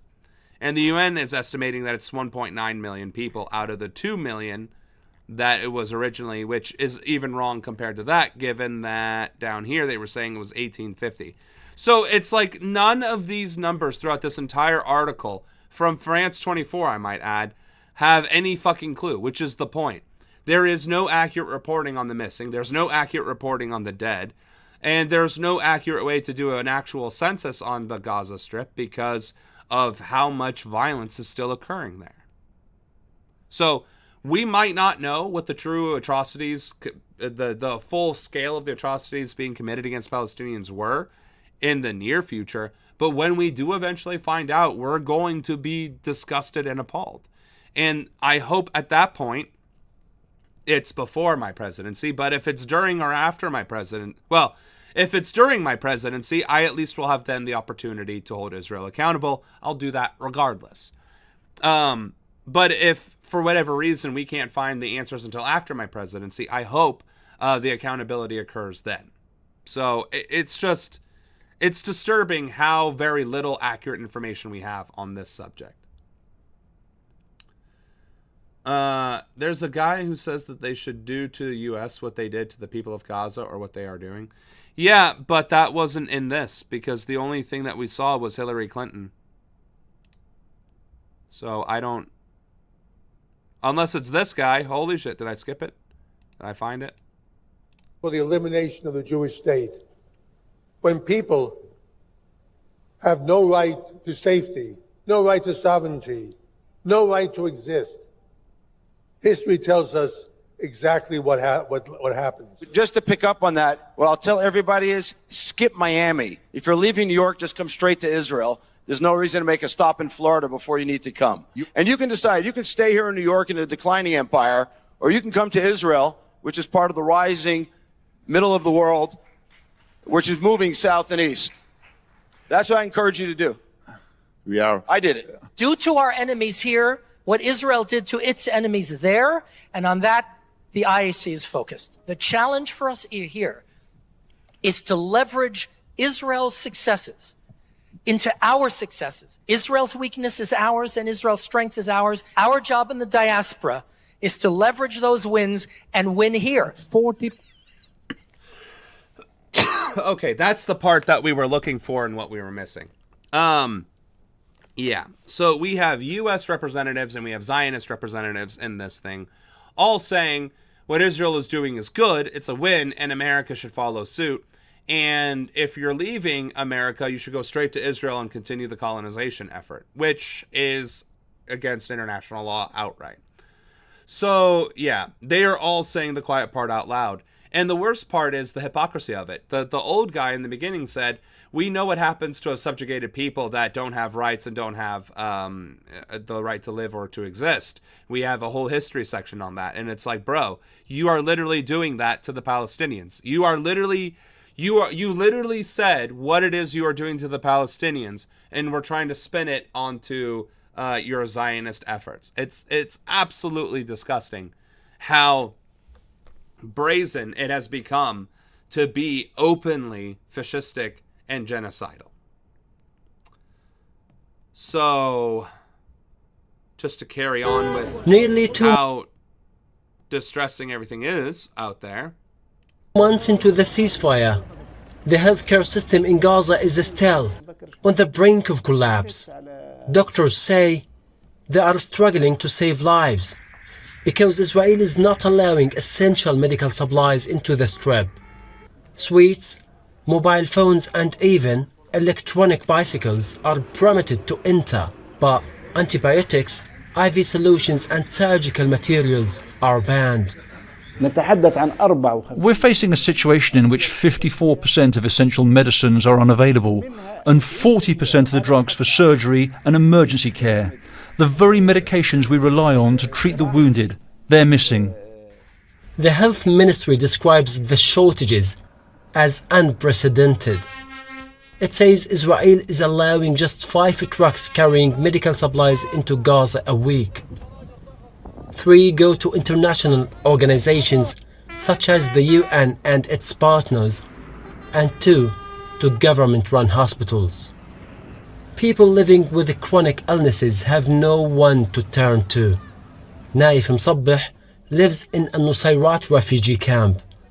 He's 68 years old and has colon cancer. I need colostomy bases and bags so I can attach them to the stoma and the device. They're not available, nor the bases, and we end up soiling ourselves. The situation is extremely difficult. There's also no gauze, cold packs, adhesive tape, gloves, or disinfectant solution. Nothing. With no way to manage his condition, Naif says the war has robbed him of his dignity. Doctors are improvising with what little they have left. Patients are struggling without treatment for chronic illnesses, and families are searching for simple items to make the lives of their loved ones easier. And as it said in the beginning of the video, Israel is allowing electric bikes and chips and things that aren't necessities to go in, but medicine and food and actual supplies for people to survive, that's what they're restricting heavily. And it just goes to show that the war has never stopped. The ceasefire has accomplished nothing other than giving the West an opportunity to pat themselves on the back. Look at what we accomplished. Look at the good deed that we have done. So, I don't want to get too riled up on that. 1, my throat can't handle it. But 2, there's another reason to get riled up. So, Palestinians across Gaza are bracing for a major storm which is threatening to destroy the places where many are staying. Makeshift tent communities are now at risk of heavy rain, strong winds, of hail and flash flooding. Rain has already flooded many encampments throughout Gaza City in the past few weeks. Officials on the ground say shelters are overcrowded and weak and might not last the next 24 hours. Aid groups are urging Israel to allow relief materials into the Strip, including proper tents, as Storm Byron approaches. It poured all night and we were flooded. I couldn't move out as I have an amputated arm and shrapnel in my leg that I can't wade in the water. I started shouting and asking people to help get my children out, but they couldn't. The food was spoiled and the tent's canopy got blown away. I don't know what to do. The cold and winter have heaped more woe on us, ruining all our belongings and bedding. I'm an injured man and can't bear the cold. Look at how the tents have become. See now from Tarek Abu Zoom, who has more from Al Zuwaida in central Gaza. So Israel is not allowing the tents to be actual fortified tents, and they're not allowing medical supplies in to actually deal with, medicine. Do you know what kills people the most in a wartime environment? It's not bullets. It's not bombs. In fact, if you go back 12,000 years, the answer is still the same. It's starvation and disease. That's what kills people the most during times of war. And it's not even the soldiers that are the ones suffering. It's typically the civilian populations who end up starving or succumbing to disease, because that is what runs rampant. When a war tears through an area that has achieved stability, you then disrupt that stability with whatever the war caused. And any instability caused by the war dramatically impacts the ability for that civilian population to sustain itself. Because even if you have 30 acres of land dedicated to farming, if you even got rid of one of those acres, that civilian population would start to starve. If you slaughtered one ranch worth of cattle and left the carcasses to rot, that would be enough to spread disease to kill an entire village or community. Now, that's 12,000 years ago. In modern times, where we have superbugs, where we have modern amenities, as well as old-timey products as well, and means of survival, you then add modern warfare and the destruction of a modern conflict with barely functioning modern equipment for shelter and resources, without any of the modern technology to keep those resources sustainable. You just amplify the level of destruction and the level of suffering that people have suffered throughout millennia of warfare. So if the war effort is over and the ceasefire is the end of Israeli hostilities from a military perspective, then it is just the beginning of the starvation and pestilence war that Israel is waging against Palestinians, where Palestinians will start to slowly die or quickly die, depending on how bad disease becomes, especially as winter comes in and the effect that it'll have on this region, will dramatically start to dictate the survivability of whoever is left. Now, also worth noting on this map is all of this gray. This is, I am assuming, up-to-date satellite imagery of the Gaza Strip. The gray being rubble. There is so much rubble and destruction in the Gaza Strip that satellite images pick it up as part of the landscape. You can see here farmland. You can see here farmland of various types. You can see, I'm thinking this might be some forested area. You can see like streams and estuaries all over here and all this, that, and the other. And you see maybe, you see right here, an urban center. And all you see here is gray dust. That is the level of destruction that Gaza has faced. That you can see it clearly and distinctively from space. The situation on the ground seems extremely extraordinary for families who are right now living in exposed makeshift tents and waiting for the expected storm to hit the strip. And we can see initial... Yeah, how much more are these people going to endure? And the question is becoming less, how much more are they going to endure? And rather, how long are they going to last? And how many are going to be able to escape, whether Israel lets them escape or they flee across the borders? Are we going to witness the entire erasure of a people in just a short 2, 3, 4 years? Because before I get into the presidency, I am genuinely concerned about whether or not Palestinians as a people will still exist on planet Earth. And my presidency should begin January 21st, 2029. And I am in abject fear that Palestinians will have been erased entirely from the map. If not from the Gaza Strip and the West Bank, but at the very least from the Gaza Strip. So I truly hope that doesn't come to pass, but it is becoming more and more likely that the aggression, that the Israeli completion of their occupation of Palestinian land may take place within the next few years. Yeah, it is a scary and not far-fetched thought. I mean, it's just as scary and not far-fetched as saying that the U.S. is going to use the military and ICE to interfere with elections in 2026. That is not far away. That is just around the corner, and we're already entering into the stages of normalization for both of those things.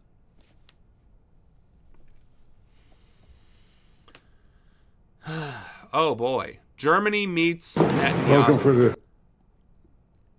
If Hitler could meet Hitler? Like, I guess Merz isn't Hitler because, whatever. But the fact that Merz did say things like, we will make Germany the strongest country that we have ever seen, or the strongest army that Europe has ever seen, and then he's meeting with an avowed genocider, I just... Also, isn't Netanyahu supposed to be under trial for corruption and crimes against humanity and this, that, and the other? What's he doing visiting with the German Prime Minister? Friedrich Merz in Israel for his first trip as German Chancellor. Seems like an extremely friendly meeting for someone that you're supposedly vehemently against. Meeting the Israeli Prime Minister, a man who cannot visit Germany because he faces arrest for war crimes by the International Criminal Court.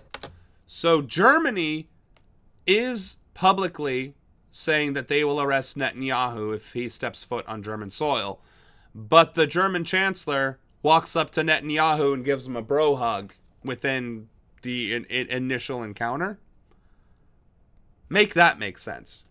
Because I wouldn't meet with Netanyahu other than to arrest him then and there, drag his ass back to America, and then try him for crimes against humanity and whatever else.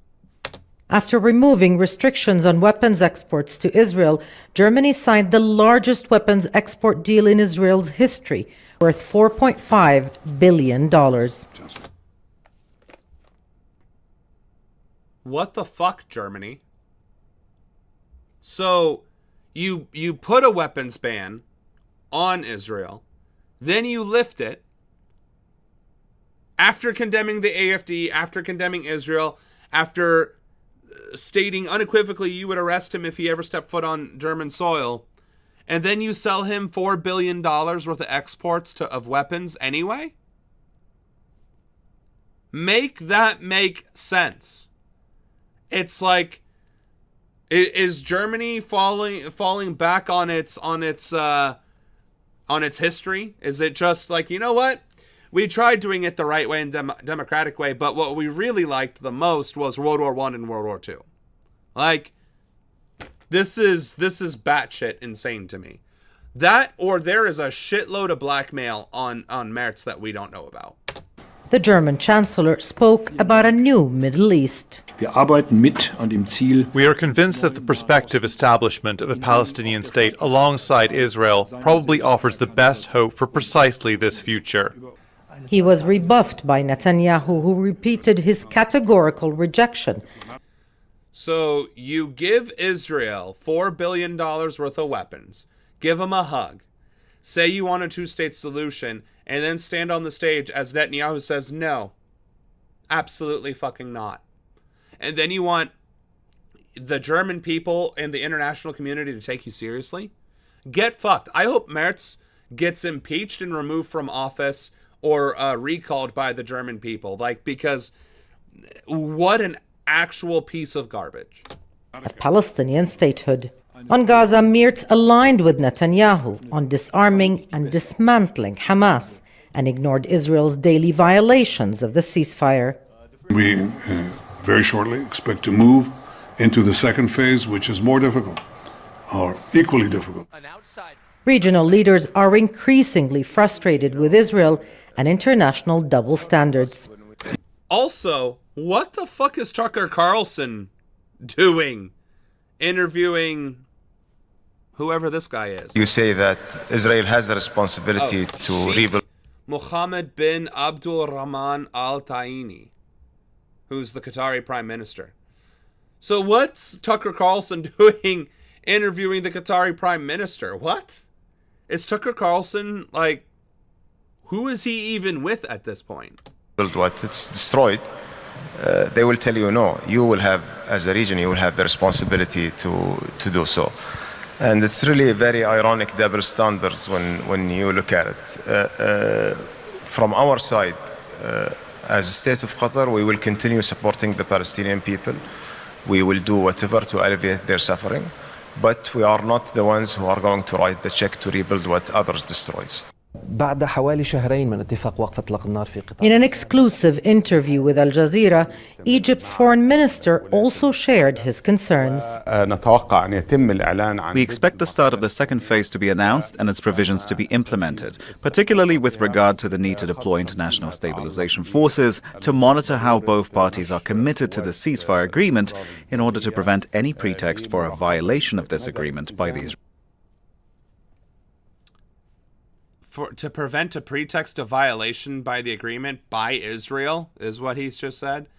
Considering Israel has violated that ceasefire every single fucking day since it was put into place. Like, what even is this entire thing? We stand with the Qatar. We stand with the Palestinian people, but we're not going to write a check for them. Mertz, I'll arrest your ass, and I stand for a two-state solution. I'm also going to write you $4 billion worth of weapons check, and, okay, you're going to completely throw that all back in my face. Great. And now we have this guy saying, we're going to do whatever we can to ensure that the ceasefire is upheld. Meanwhile, it's been violated every single day. Like, it's like politics has evolved to yet another scandalous degree, which is, no longer are you even expected to be held to your word. You can just say whatever you need to say for the soundbite and then do whatever it is you were going to do anyway because you have the soundbite to fall back on. So when they ask you, well, why are you allowing Israel to violate the ceasefire? Well, as I said before, we want to make sure that Israel doesn't violate the ceasefire and that Hamas doesn't do anything to encourage Israel to violate the ceasefire. It's like, okay, but Israel is violating it and Hamas hasn't done anything to encourage it, which is exactly what we're trying to do. We're trying to prevent Hamas from causing the ceasefire from being violated by Israel. We're telling you Israel is violating the ceasefire every single day. But you see, we're going to make sure that during phase 2, that's not going to happen. And it's like, it's like they completely ignore the reality that's being presented to them and saying a completely other thing while doing the reality. It's just, and it's not just this guy, it's everybody. It's every politician in every single country. They say one thing, do the complete opposite, and when they are called out on it, they just repeat their lie, as if that exonerates them. But again, no accountability, so evidently that is in fact the case. Israeli side. Critics say Germany is trying to rehabilitate Israel after 2 years of genocide, despite its unchanged conduct. A hard sell in a region still struggling to put out the fires Israel is igniting. Noorode, Al Jazeera, Palestine. And what an apt metaphor. How are you going to try and rehabilitate Israel when the region is literally struggling to put out the fires caused by Israel? Oh, okay. Well, let's see what Norway has to say. Al Jazeera's Ali Hashem is at the Doha Forum. And Ali, the question of what happens next in Gaza, very much the forefront of many leaders' minds there. Well, absolutely, Niamh. A lot is being discussed here at the Doha Forum, mainly about this issue, the Gaza issue. And actually, I'm joined here by Norway's Foreign Minister, Mr. Espen Barth Eide. And, given your presence here among a huge number of delegates, politicians, diplomats, how much was the Gaza issue or the Palestinian issue on the table? It was actually very much on the table, both in the open forums, but also in several meetings that we had in the surrounding this meeting. And the people are very much aware, I believe, that we are in a very dire situation. The war might be over, but we don't know yet because we have a fragile... No, a ceasefire is not that the war is over. A ceasefire is literally that, a ceasefire. However, and I want to emphasize, comma, Israel has been violating that ceasefire the entire time and is violating the West Bank in the same process, while violating the terms of the ceasefire as well. Because, again, the idea was that hundreds of aid trucks were supposed to be allowed through to support the population, and it's less than double digits. So, just to be clear, Israel hasn't met any of its obligations under the ceasefire, and to include not murdering Palestinians. So no, the war is not over. It is escalating, and Merz just gave them $4 billion worth of munitions to carry it on. I remember Norway being very pro-Palestine even when I lived there in 2011. Well, apparently Norway doesn't have nearly enough clout to be influential because nothing's being done. Fragile ceasefire, and we can either move forward or it will go backwards. You know, if we do not move into phase 2, we will either see a return to war or descent into anarchy, and we don't want either of those, so we have to move forward. And what we've been trying to do here is to identify the concrete steps that we can take right now to move into the next phase. Well, that's good. But if we go back in history, Oslo were the first accords between the Israelis and the Palestinians. Now, President Trump is putting on the table the Trump plan. How much do they complement each other? Much has happened since Oslo. The best thing about Oslo was that we started to build the Palestinian institutions, the PA as we have been calling it, or the Palestinian National Governance as we call it now, bottom up. So that institutions should be in place before a state was finally recognized and established. That was the good news about Oslo. The problem was that we presupposed that the two parties actually wanted to negotiate the final settlement. And as long as one party did not want to progress, and over the last years that has been the Netanyahu government, that led to a stalemate where nothing really happened. And the situation deteriorated both in Gaza and in the West Bank, and then we got this horrible war. So we had to... So there was a completely agreed upon groundwork laid in Oslo to create a two-state solution, which granted we could go all the way back to 1949 to find that as well. But for the sake of argument, in recent years there was also one put in place, the Oslo Accords, which I don't know when those took place. When did the Oslo Accords take place?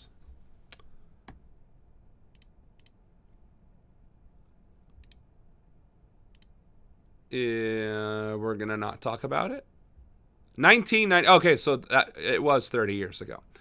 So 30 years ago, we were primed to have peace in the Middle East. And then 3 years ago, Netanyahu said, fuck that. Or 30. I didn't actually hear what he said, if it was 3 or 30. But let's just say, for the sake of argument, 3 years ago. And then shockingly, a year later, October 7th occurred, giving Israel all the justification it needed to blow the Oslo Accords completely off. And Palestine off the map. Or Palestine off the map. So... again, all he is saying, all that anybody is saying, is that Israel is the aggressor, that they are not playing ball. The countries, every other country wants some sort of peace, long-lasting peace, and Israel continues to stand next to the people saying that and says no. So where's the accountability?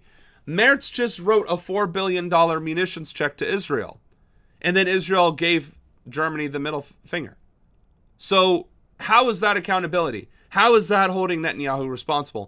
How is that negotiating for peace if you're giving a loaded gun to the aggressor in the first place? To come out of that paradigm, keeping the goal, which is a sovereign Palestinian state consisting of both Gaza and the West Bank and the relevant part of Jerusalem. But the way to get there has to be sought in a different way.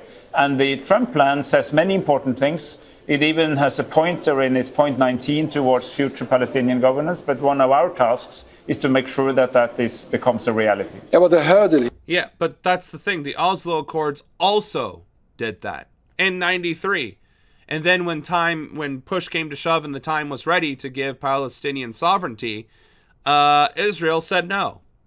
And the rest of the world said, okay, and did nothing about it. So, again, if you're actually not going to hold anybody accountable, then you're just doing it for the soundbite and the pat on the back that you can take home with you saying, hey, we tried, but Israel got in the way, and we told them to stop doing that, and so we did our part.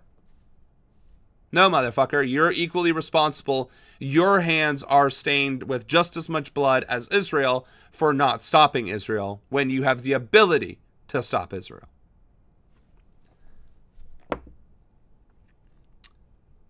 I think that's enough screen time for Israeli genocide. It looks like Thailand and Cambodia are egging each other on. Now practically deserted, the Thai village of Kap Chong is just several kilometers from the border with Cambodia. The few people who choose to stay are mainly farmers, who now share the area with an artillery battery firing into Cambodia. I have cattle I need to take care of. That's why I didn't evacuate like the others. But I sent my wife and our elders away to safety. Nearby, Chem Tong Law shows us what's left of his family home after a Cambodian rocket hit it the day before. By chance, he decided to leave and visit a friend just before it struck. Villagers here have reported nearly... I mean, say what you will about religion, but if it's your time, it's your time, and it was not his time. Yeah, Norway is a very small country of 5 million people, but a part of the European Union.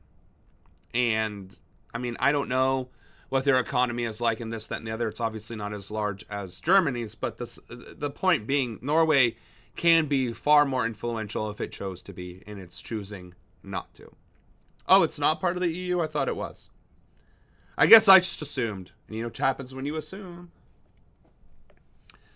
All of which is to say Norway can be more influential if they want to be. Just like any country can be more influential if they want to be on the world stage. Just like Democrats can be more influential in Congress if they choose to be. They're choosing not to be. It is what it is. Constant shelling since the flare-up started on Monday, with one of the heaviest barrages happening while we were filming, sending them into their makeshift shelter. Many of these villagers stayed through the most recent conflict in July and tell us the fighting this time is more intense. That flare-up ended after just a few days, and these people are hoping for a similar outcome now. You know, I'll give that reporter credit. He's just chilling. He's just sitting there, chilling in his tracksuit like, yep, there's bombs going off behind me, and I'm just going to do that reporting. I'll give that guy some credit. Also, the guy just sitting in the chair, he's like, you know what? I'm not going to get in the shelter if this guy's not getting in the shelter. Also, the cameraman, just like, I'm even closer to being hit. I don't even have this wall protecting me, but you know what? It's for the memes, fam, and I'm here for it. And these people are hoping for a similar outcome now. The July ceasefire was cemented with a peace accord brokered by US President Donald Trump in October. But as this peace has collapsed, the emergency evacuation centres on the Thai side of the border have quickly been filling once more. Thailand has reiterated peace will only be restored when the security of its people can be guaranteed. For the people of Kap Chong, a ceasefire can't come soon enough. I just want the leaders to resolve this quickly and not to drag it out, so that the villagers can live peacefully and happily. And until then, they'll... Which is pretty much the most stark example of people don't want war, leaders do. So why are we using militaries to solve international conflicts, putting our own citizens at risk? Honestly, we should bring back the good old days where national leaders fight to the death and whoever wins gets to say whatever the hell they want. I think we should bring that back. I think if, Zelensky and Putin want to duke it out, then they should get in a room with boxing gloves or pistols and take care of business, and whoever walks out of there alive gets to say whatever they want to say about it. And I think that's kind of what I think we should bring that up at the United Nations. Just food for thought.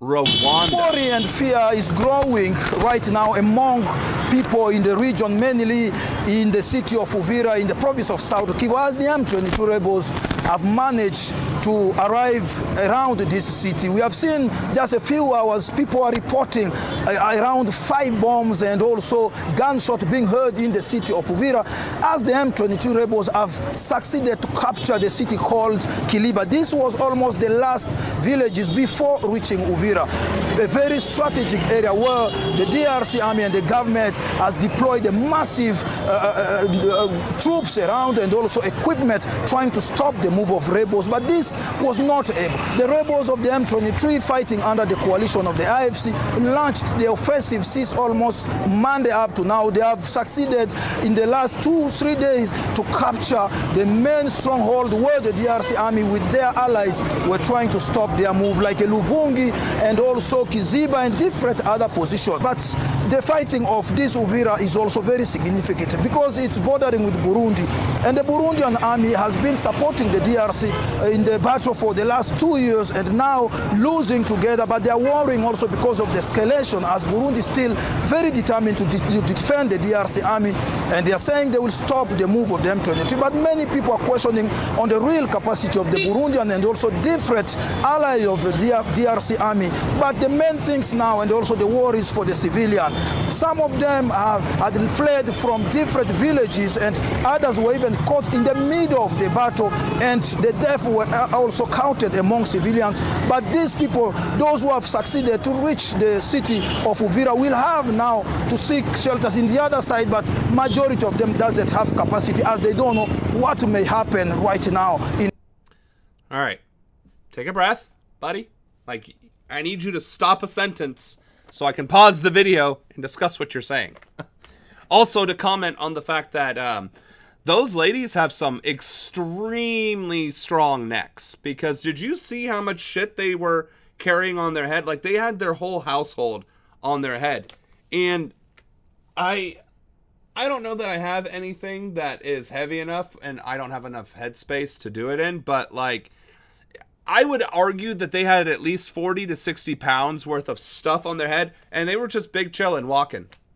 Keeping their head from bob. In fact, they were, from their steps, their heads were tilting back and forth, and their necks didn't snap to one side. Like, those women had F1 race car driver necks. Like, that was really impressive. But, again, it seems like a lot of the world is getting engaged in conflict, and it's in the more impoverished areas of the world where these conflicts are occurring, and it is causing a lot of populations to be displaced and a lot of warlords to rise up, causing terror and fear amongst these populations. Meanwhile, the Western powers, who are usually there to provide aid and stability, are dealing with their own fascist uprising in their own countries and the dissent of their populations against those administrations for being fascistic in the first place. So, like, I don't know that the world has ever been this completely unstable, to where not only are unstable regions acting unstably, but traditionally stable first world countries, Western societies, are also coming apart at the seams. Like, this isn't a reassuring time in history, is what I'm getting at. So, an additional video on this, because I don't know that I can understand or keep up with another 7 minutes of this, is another... A new wave of... The fighting flares in Democratic Republic of Congo within hours of Trump's peace deal, which is shocking, I know. Displacement is sweeping through South Kivu. Families from Luvungi and Katogota are pouring into Sange, fleeing fighting between M23 rebels and the Congolese army backed by Wazalendo militia and Burundian troops. They brought only what they could carry: mattresses, pots, clothes. Civilian once again caught in a conflict that's... Some of these folks are able to carry a shitload of things compared to others. I wonder if that has to do with... well, because I kind of wonder, right? Like, some of these people said they came from villages, and some of them might work in the city as whatever. But I kind of wonder what drives the ability to pack and carry loads like that. Are there legitimate porters in that country, like, where that's your job to carry stuff? Is that just the way to move between villages and gather things from one area and take it to the other? I'm genuinely curious about that, because a lot of the times when you see refugees on videos like this, they're not carrying a whole lot of anything, maybe a suitcase and a backpack. But these folks are carrying, like, lots of goods with them in some cases. So I'm just curious what makes this culture a little bit different. Just the way they do it then. All right. This is how they do it. Deepening despite renewed diplomatic efforts. We resisted, hoping it would pass. But this morning bombs were falling and killing people. We had to flee. Bombs are still falling. We don't even know who is firing. We are in confusion. Residents say the exodus began at dawn when new bombardment struck Luvungi. Explosion inside the town killed people and caused panic. Others describe fighting around Katogota and Luvungi with crossfire reaching Kamanyola. Three connected communities now squeeze between advancing armed groups and government-aligned positions. Fearing they will be trapped, families fled quickly, often unsure where they will sleep. Communities leaders say thousands may be on the move. It started in Katogota on Tuesday. Then bombs from Luvungi were landing in Kamanyola, and others from Kamanyola were reaching Luvungi. In Sange and other different areas where streams of families have been arriving since early yesterday, for many this is not the first time they have fled fighting in eastern Congo. And with clashes now strafing across the part of South Kivu, residents say they fear the violence could spread even further. These families...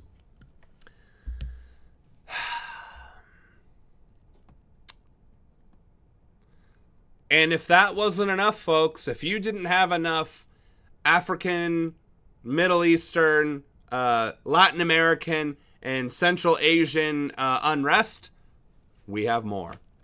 The Sudan War. These workers have the difficult task of digging up bodies that were hastily buried behind a school.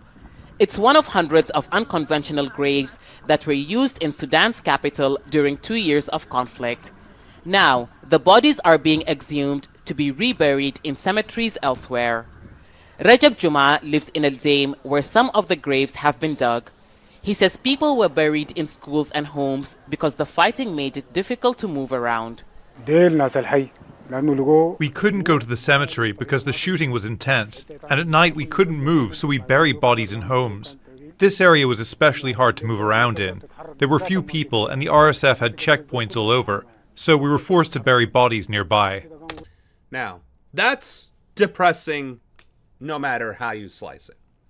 The worst part, though, is that there's going to be little, if any, ability to identify these bodies, to return them back to their families, or to even notify next of kin that these are your loved ones.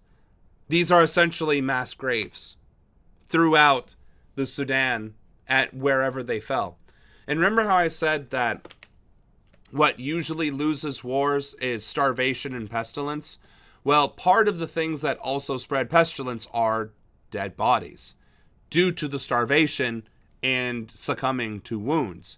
Now, when Gaza has the highest population of amputees in the world per capita, and a lot of those amputees are recently amputated, and there is a lack of medicine, and there is a lack of food, and there is a lack of potable water. What do you think is about to happen in the Gaza Strip? And when it starts happening, not if, but when it starts happening, disease is going to run rampantly throughout those camps and those refugee centers. And when people try to flee them, they're going to be massacred by Israeli soldiers because of the fear for their safety. And thus, the chapter of the Palestinian people will be closed in the Gaza Strip.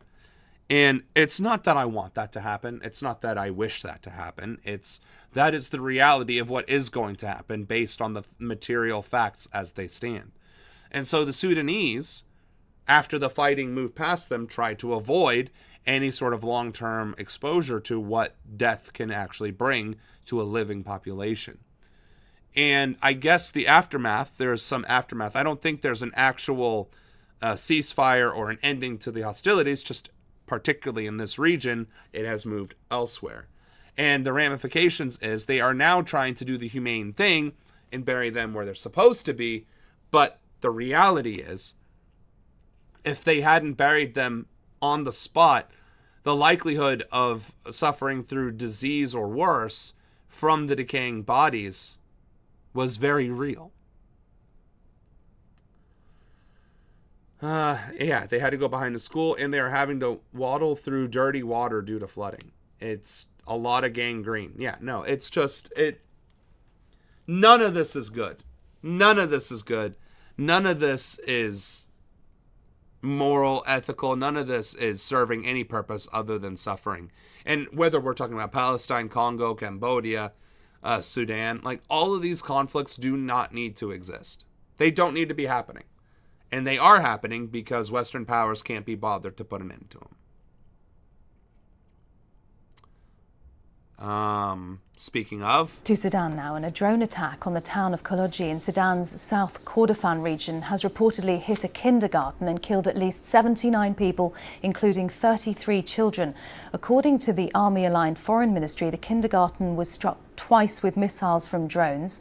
Civilians, mainly parents of the children, and medics rushed to the school were also attacked. Sudan's been suffering since the civil war started over 2 years ago when a power struggle broke out between the RSF and the army, and has only intensified with over 12 million people displaced. Well, let's speak to Dr. Mohammed Faisal Hassan, spokesperson. I mean, if you want to talk about war crimes, 2 drone strikes hitting a kindergarten, I mean, there is no other thing to call that other than a crime against humanity and a war crime. And the fact that that lady seemed to be on the verge of tears talking about it from the Sudan, but had probably zero emotional response to the fact that Israel was doing it to Palestinians, literally speaks volumes. I mean, most white people don't give a shit about what's happening in Sudan anyway, although we are finally seeing a lot of views on these videos. Normally, we're barely seeing 3,000. But suffice to say, this civil war is engaging in acts that are just beyond the pale. And drones, right? Are you saying that the RSF has access to drones? Because if so, then this is an even greater conflict than I was aware of, which means it was a military strike. The military, who was trying to put down the rebellion, decided that one of the most effective ways to do that is to murder children in a kindergarten with a drone strike. For the Sudan Doctors Network that has been gathering information on the strike. Very warm welcome to you. What can you tell us about this terrible event? Hi, Karen. Thank you for having me. I mean, this is a continuation of the atrocities that we do see lately. These atrocities mainly committed by the Rapid Support Forces and its allies in the land. Unfortunately, we have seen atrocities in El Fasher. And so, the RSF has controls of drones. And they think the best way to bring an end to this civil war is to murder children in school. That's scary on any number of things, but imagine if Al-Qaeda or ISIS had drones during any of these conflicts. Imagine if any of these extremist groups had access to drones with a military payload. Considering the U.S. has a ground drone program, or a U.S.-based drone program, and it's probably been used or is in the process of being tested in the field to be justified, right? It's, again, we're only months away from having boots on the ground in every major city and an executive order with a declaration of a state of emergency deploying these agents and federal military to every single voting area in the country as well. After that, drone strikes against hostile immigrants, that's no longer out of the question. Now we see horrible atrocities in South Kordofan state, like specifically I'm talking about Kalogi area, in which they had 2 consecutive drone strikes into a kindergarten and school area, in which we had a death toll of more than 80 so far. Mostly are kids, unfortunately. So this happened almost a day or two, as per our reports, and the first strike happened in the kindergarten, in which we lost many kids who were into that area.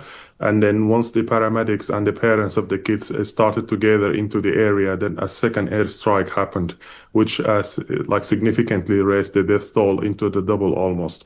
So far, we have an interrupted reports from the area due to the difficulty into the communication with the people on the ground.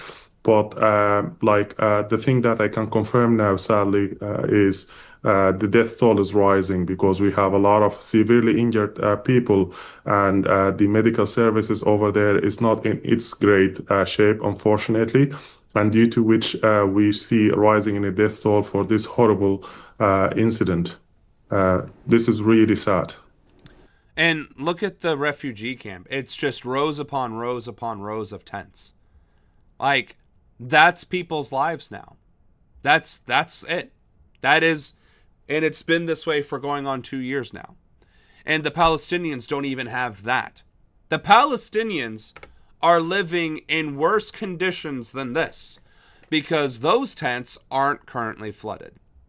And these people actually have access to food and medicine and water.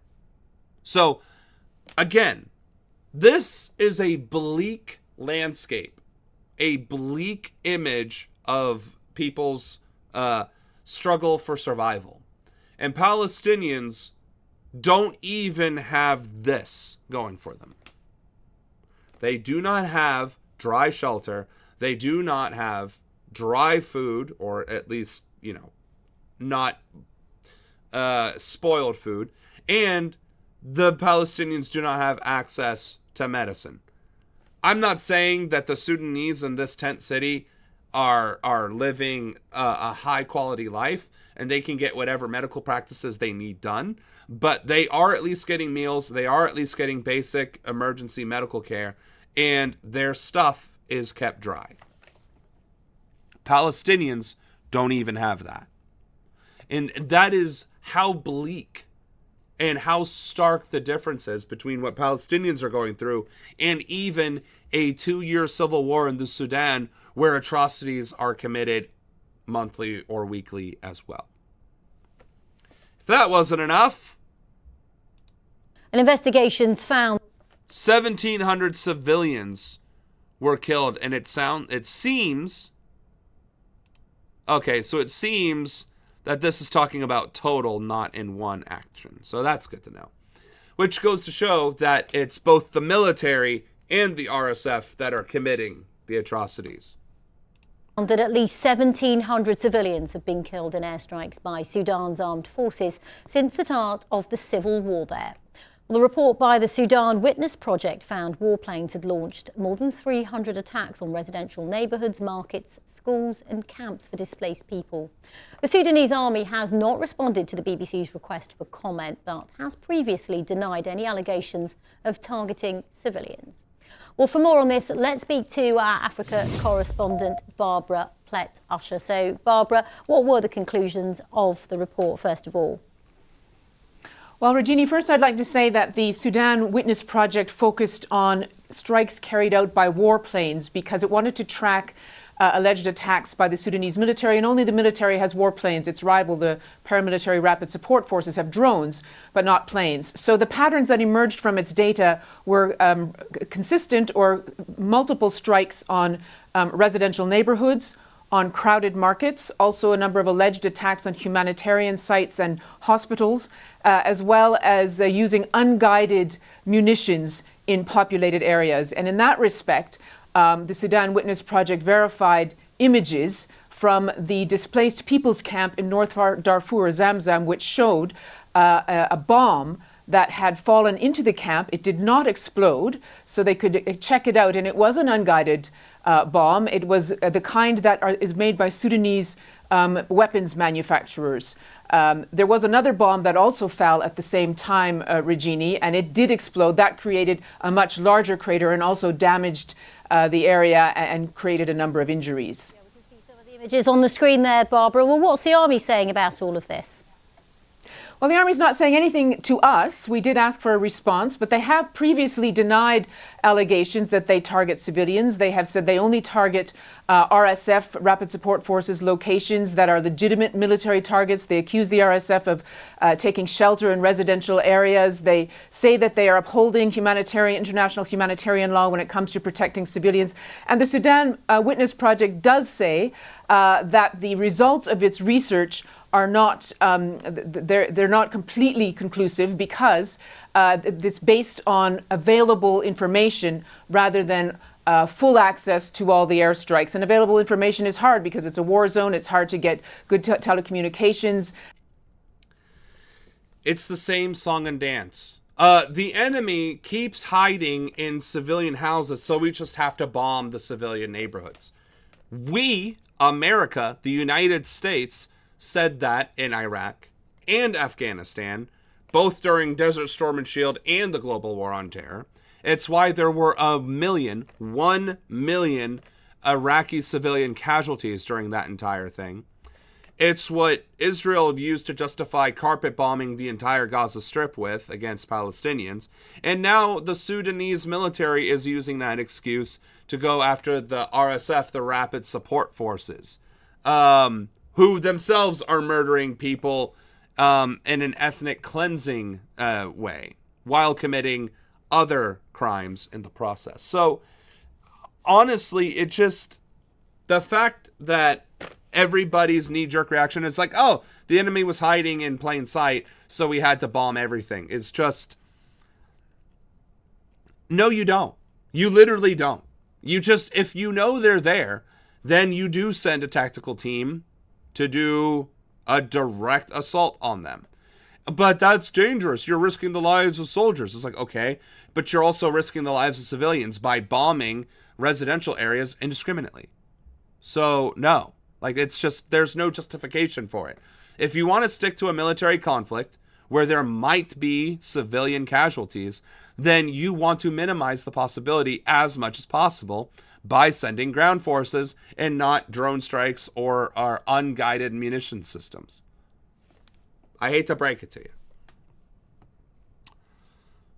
So, that brings us to 9:30. We still have a few videos to go through, so I guess this next one. Stand up, please, Abdul Rahman. An international criminal court verdict. The chamber sentences you to a joint sentence of 20 years. Ali Muhammad Ali Abdurrahman, known as Ali Kushaib, was a leader of the so-called Janjaweed militia in the Darfur region of Western Sudan during a war more than 20 years ago. the international. He was convicted in October on 27 counts of war crimes and crimes against humanity, including murder, torture, and the orchestration of rape. The Janjaweed was an armed group supported by the Sudanese government under the leadership of the then President Omar al-Bashir. It targeted local rebels in Darfur, which accused the government of oppression and marginalisation. The UN says the Janjaweed, along with Sudanese government forces from that era, were responsible for the majority of the atrocities and the death of nearly 300,000 civilians, either killed or who died as a result of the conflict. Bashir was charged with genocide by the International Criminal Court in 2010. The ICC has issued a warrant for his arrest. He was deposed in a military coup in 2019. A new conflict in Sudan started in 2023 when a power struggle broke out between the Rapid Support Forces, or RSF, and the Sudanese army. The RSF are considered a successor to the Janjaweed and are accused of ethnically motivated killings in Darfur and wider regions of southern Sudan. The conflict has killed tens of thousands. That's disturbing that the RSF, the rebel group, is actually bred from the horror group that was sanctioned by the former government. Not to say that this military is doing the right thing either, but the fact that it's the extremist faction that is coming back to power is pretty fucking disturbing. And that their mission seems to be ethnic cleansing is, again, really fucking disturbing. And that's somehow causing a civil war. It's like if the South rose again and we saw a deputized militia force entering into federal and military service to terrorize brown and black people on U.S. soil. Oh, wait. That's exactly what's fucking happening in the United States of America right now. At least this guy was held accountable 20 years later, I suppose. I guess once this civil war comes to a close, we're going to see a lot more. But it also kills me, too, because the ICC does succeed in sentencing and charging people and so on and so forth, yet nothing can be done about Netanyahu and the fact that every single member state that continues to meet with Netanyahu isn't being sanctioned by the ICC, isn't being held accountable by the ICC. Like, for instance, Merz met with Netanyahu. By meeting with Netanyahu, you're violating the criminal court because you are coming to the criminal instead of forcing the criminal come to you to then arrest him. So you are colluding with the criminal, guilty by association. Merz should also be charged. Trump should be charged. Rubio should be charged. I mean, all of these world leaders and foreign ministers should be charged with contempt at the very least for allowing Netanyahu to walk on their nation's soil or meeting them off their nation's soil so that they don't get arrested. Like, it's absolutely insane to me how picky and choosy the judicial system is at even the international level. It can choose to be effective, or it can choose to be toothless. Or it can be rendered toothless by powers that choose to not respect it.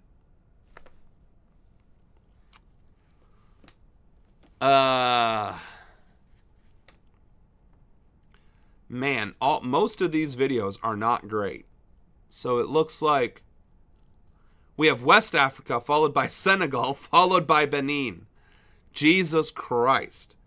I think one Africa is a few steps away from forming. From Dakar, activist Aisha Dabo watches Ivory Coast's President Alassane Ouattara's inauguration and wonders if anyone else sees what she's seeing. A ceremony that looks more like a birthday party for the elderly. She squints and scans the room. Nope. No women in sight, no one under 60. Old man without hair.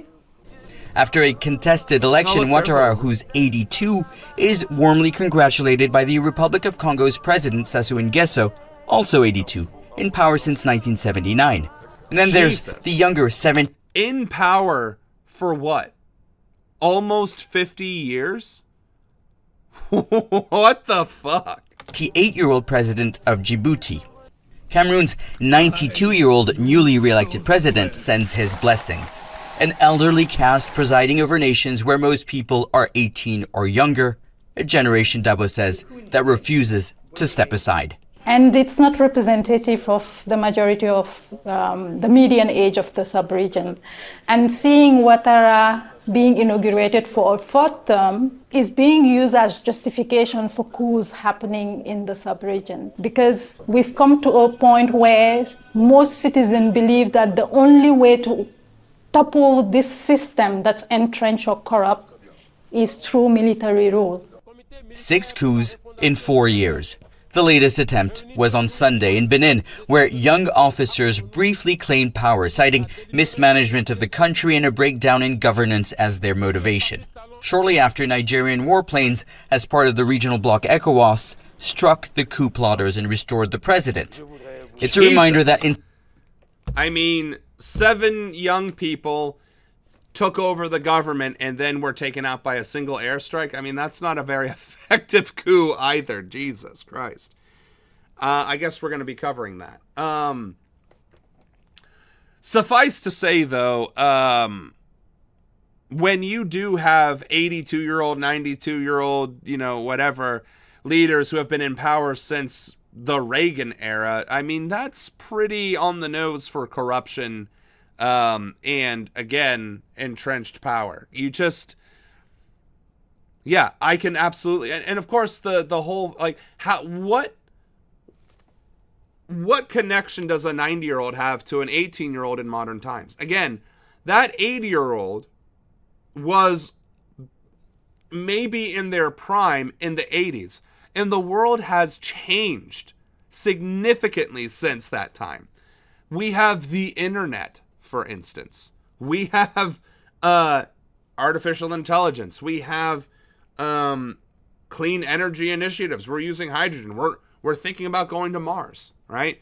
We have virtual reality capability. We have augmented reality. We have weapon systems that would have been able to conquer the entire world 30 years ago, 40 years ago, right? So times be a-changin', and they are now entering into the very last stages of their livelihood, and they are still clinging to power. Why?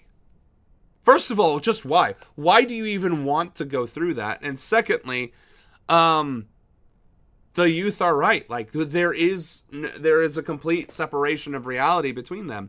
And again, as they said, most African countries, the average population is under 18. Because of all the conflict, because of all the different issues that are occurring in those countries. So in terms of needing leadership, we need new 30-year-olds in positions of power. Of course, America's no different. Nancy Pelosi was in her 80s. Trump is 78. Bernie's 81. There are plenty of people who are in their late 70s, early 80s. I think we even have a couple of 90-year-olds in office. Every country in the world is dealing with boomers who do not want to pass the torch. And it shows, because the corruption is only increasing as their desperation to hold on to power also increases. I'm not saying kill all the boomers for world peace, but what I am saying is maybe mandating that people in elected position cannot be over the age of 60 because they do not have a vested interest in passing legislation that'll last past their lifetime.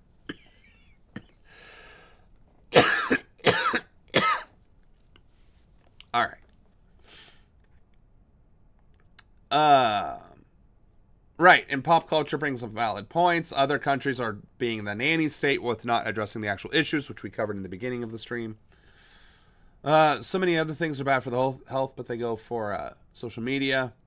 Since the Jimmy Carter era, yep.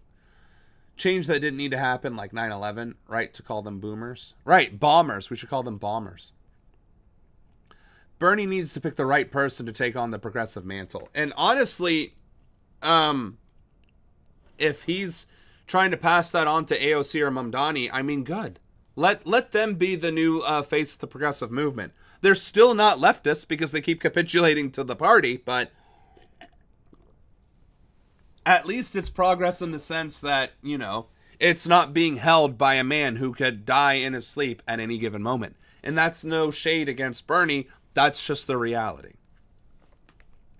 Yeah, it's not looking good. It's definitely not looking good. So, West Africa struggling. Senegal. Babadi still remembers the moment he decided to run towards the sound of commotion in the distance out of curiosity, unaware of the dangers ahead. He was just a boy. Caught on mobile phone, security forces clashing with protesters ahead of the 2024 presidential elections. Babadi is pulled into the center of their confrontation. After beating him, they used Babadi into a human shield, a violation of Article 15 of the UN Convention on the Rights of the Child. Oh my fucking Christ. That's Babadi. They are literally using a child, like on video, like caught red-handed, using this child as an honest to fucking God human shield, and is still awaiting justice. What in the actual fuck? Of the child.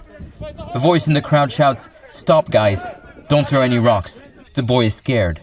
3 years later, fear has turned to anger. I was only 13. The police grabbed me and used me as their shield. The tear gas left me with severe sinus problems. Sometimes I can hardly breathe. And despite everything, I've received nothing. I just ask not to be forgotten.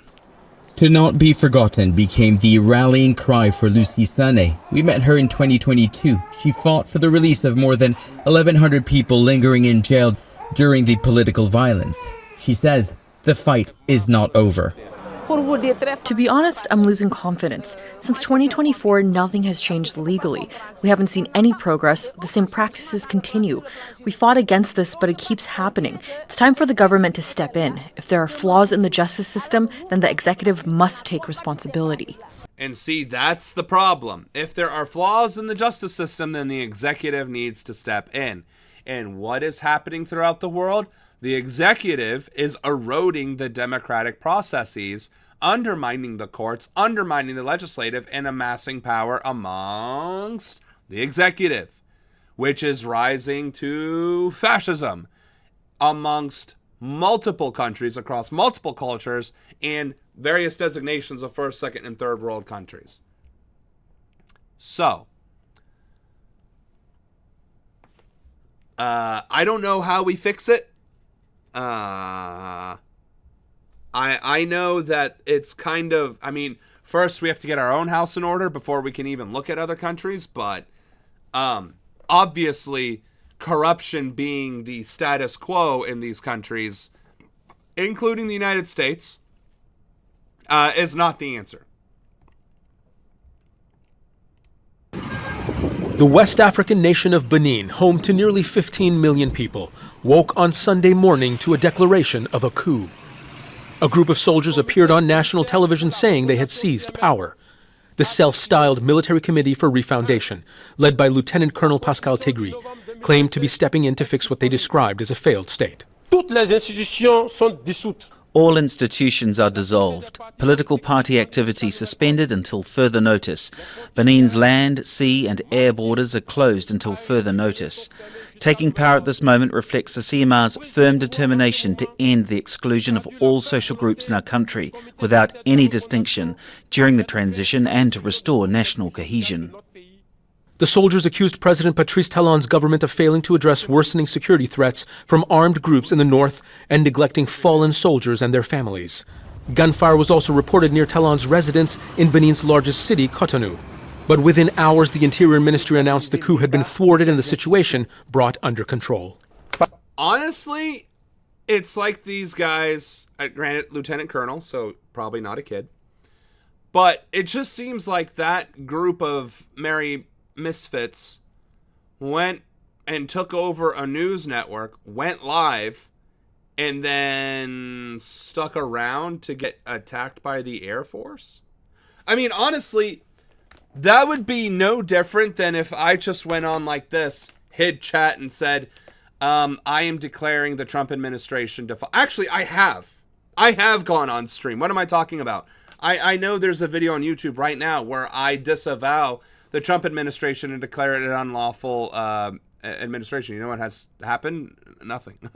Because if you actually don't have the backing of the military and at least various institutions like wings of the government, you're not gonna pull off a coup. You're just not gonna do that. You need loyalty and support to back you from overthrowing the other government, right? So if I, Samuel Ronan, 48th President of the United States, currently a congressional candidate, wanted to overthrow the U.S. government and disavow it as an unlawful entity and expect to live to see tomorrow, I would need to ensure that I have the backing of at least 25 states.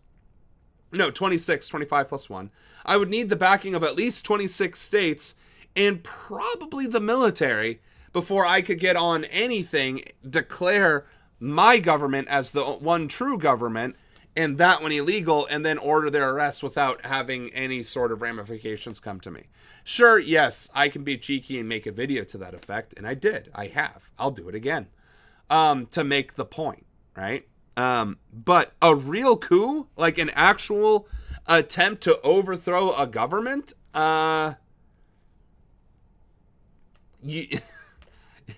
did anybody know who this lieutenant colonel was? Has anybody heard of any of his friends that were with him? Probably not.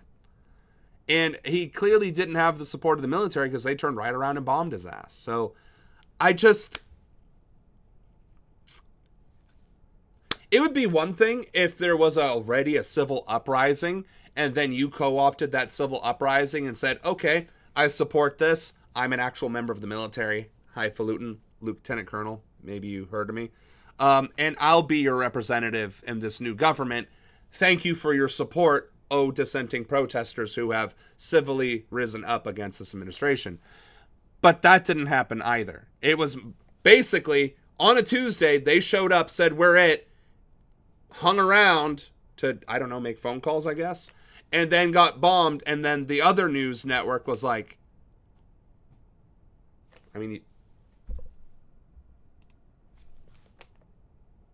and we're back. So yeah.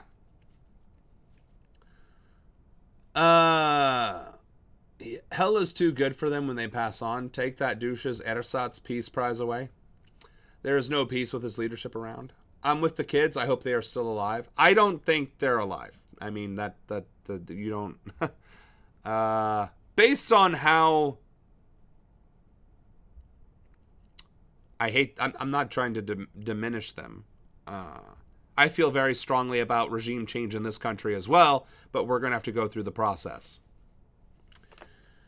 It's your problem we don't have communism. Space communism. It is my problem. It is my fault that we don't have space communism. You're absolutely right. And I do intend to rectify that as early as January 21st, 2027, when I am officially inaugurated into the U.S. House of Congress. Or House of Representatives, I mean. But if I can't succeed then I will do it as early as January 21st, 2029 on my inauguration as president.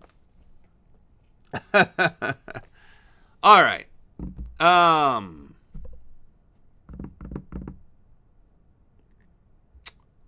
right. In the last 13 minutes, we have some interesting videos here. Let's turn to Donald Trump, because the US president has said Europe is a, quote, decaying group of nations led by, quote, weak people.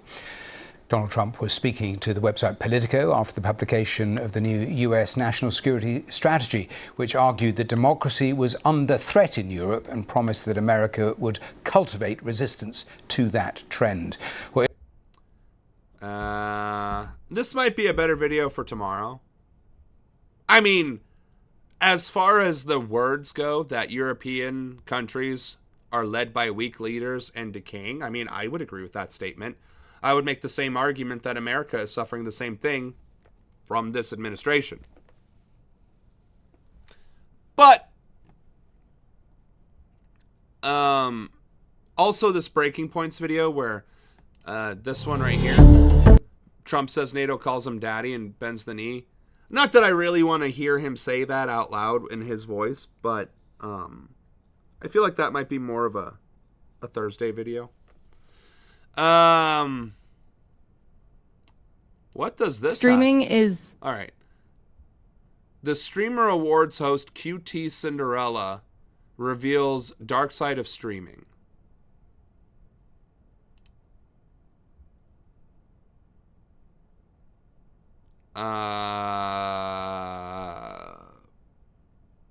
Why is this on Worldwide? Because it's from the BBC? I'm kind of curious. Let's instead...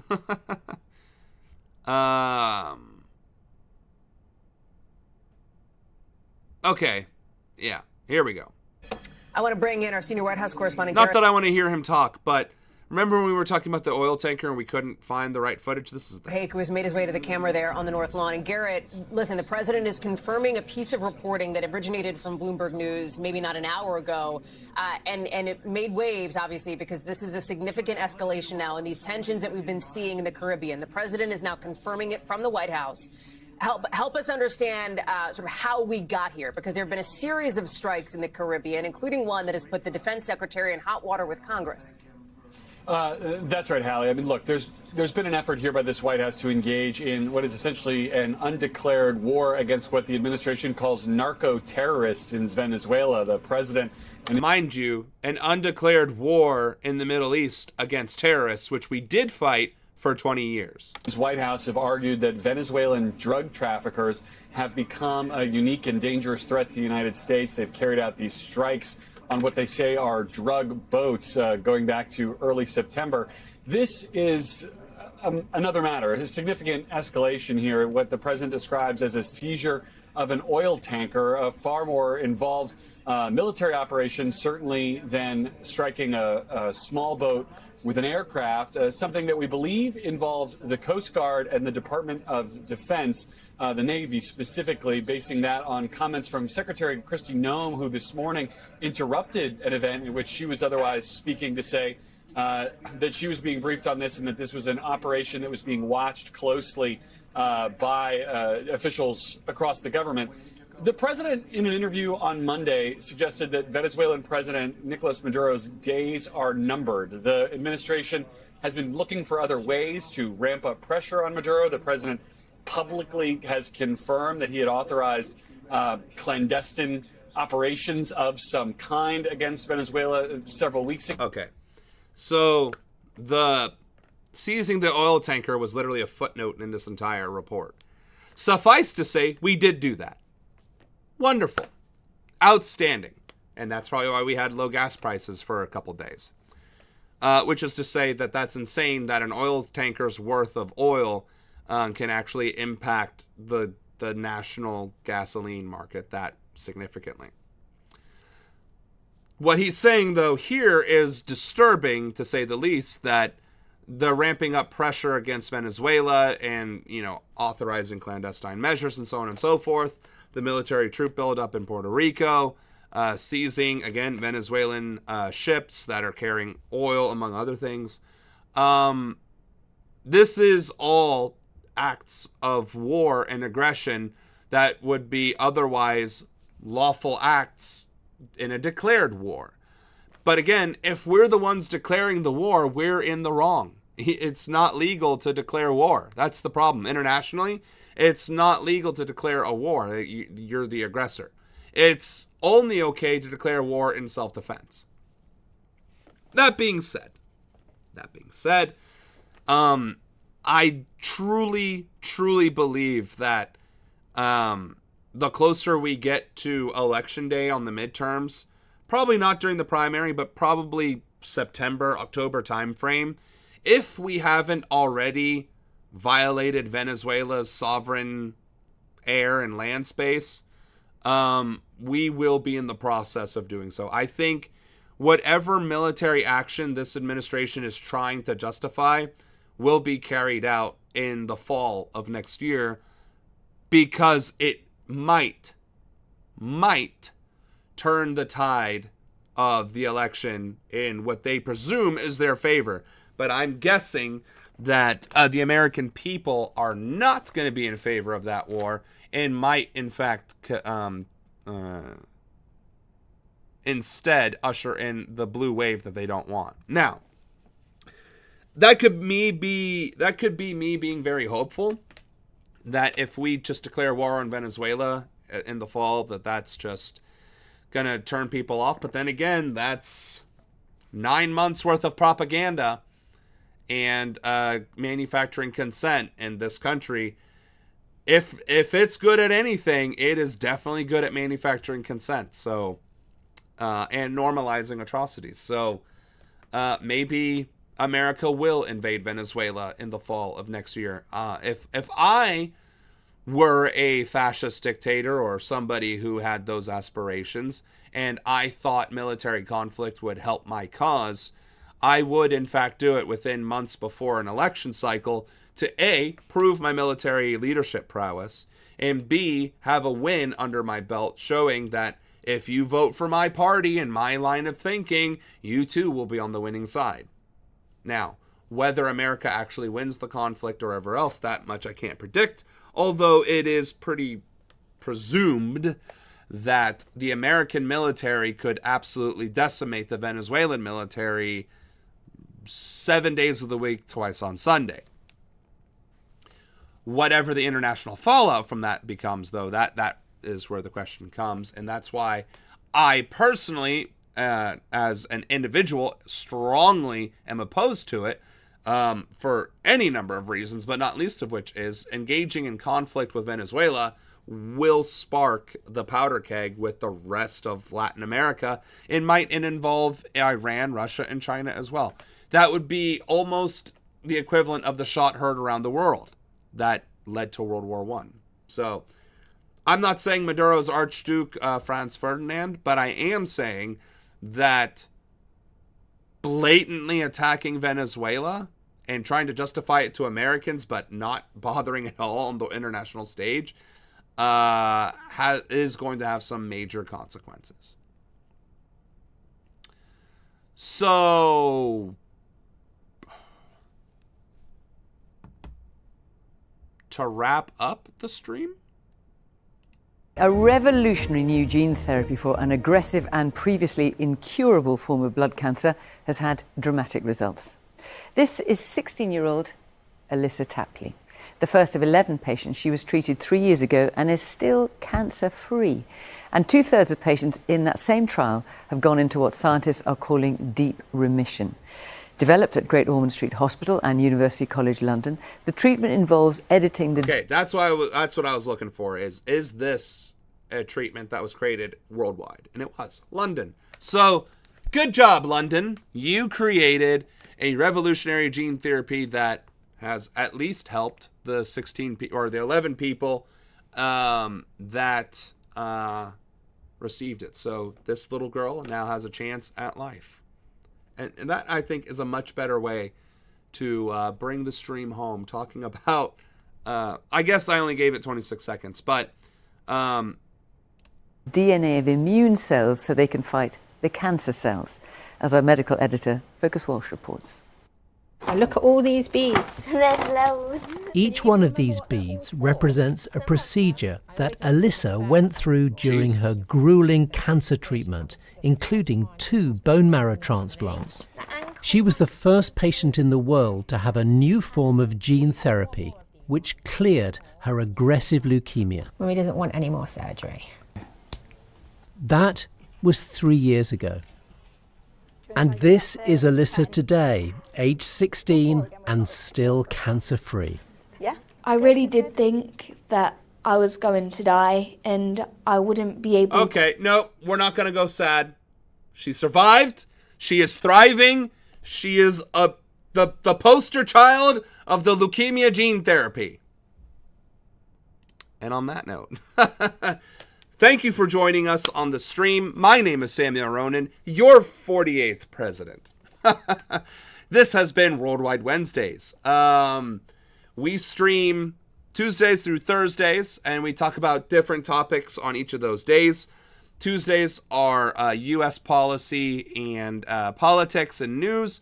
Wednesdays, as you have witnessed, is world news and policy. And then tomorrow, Thursdays, are recaps of anything we may have missed or anything new that has transpired, but across the globe or for domestic policy in America. So, if politics is your jam, my name is Sam, and you should come watch us stream.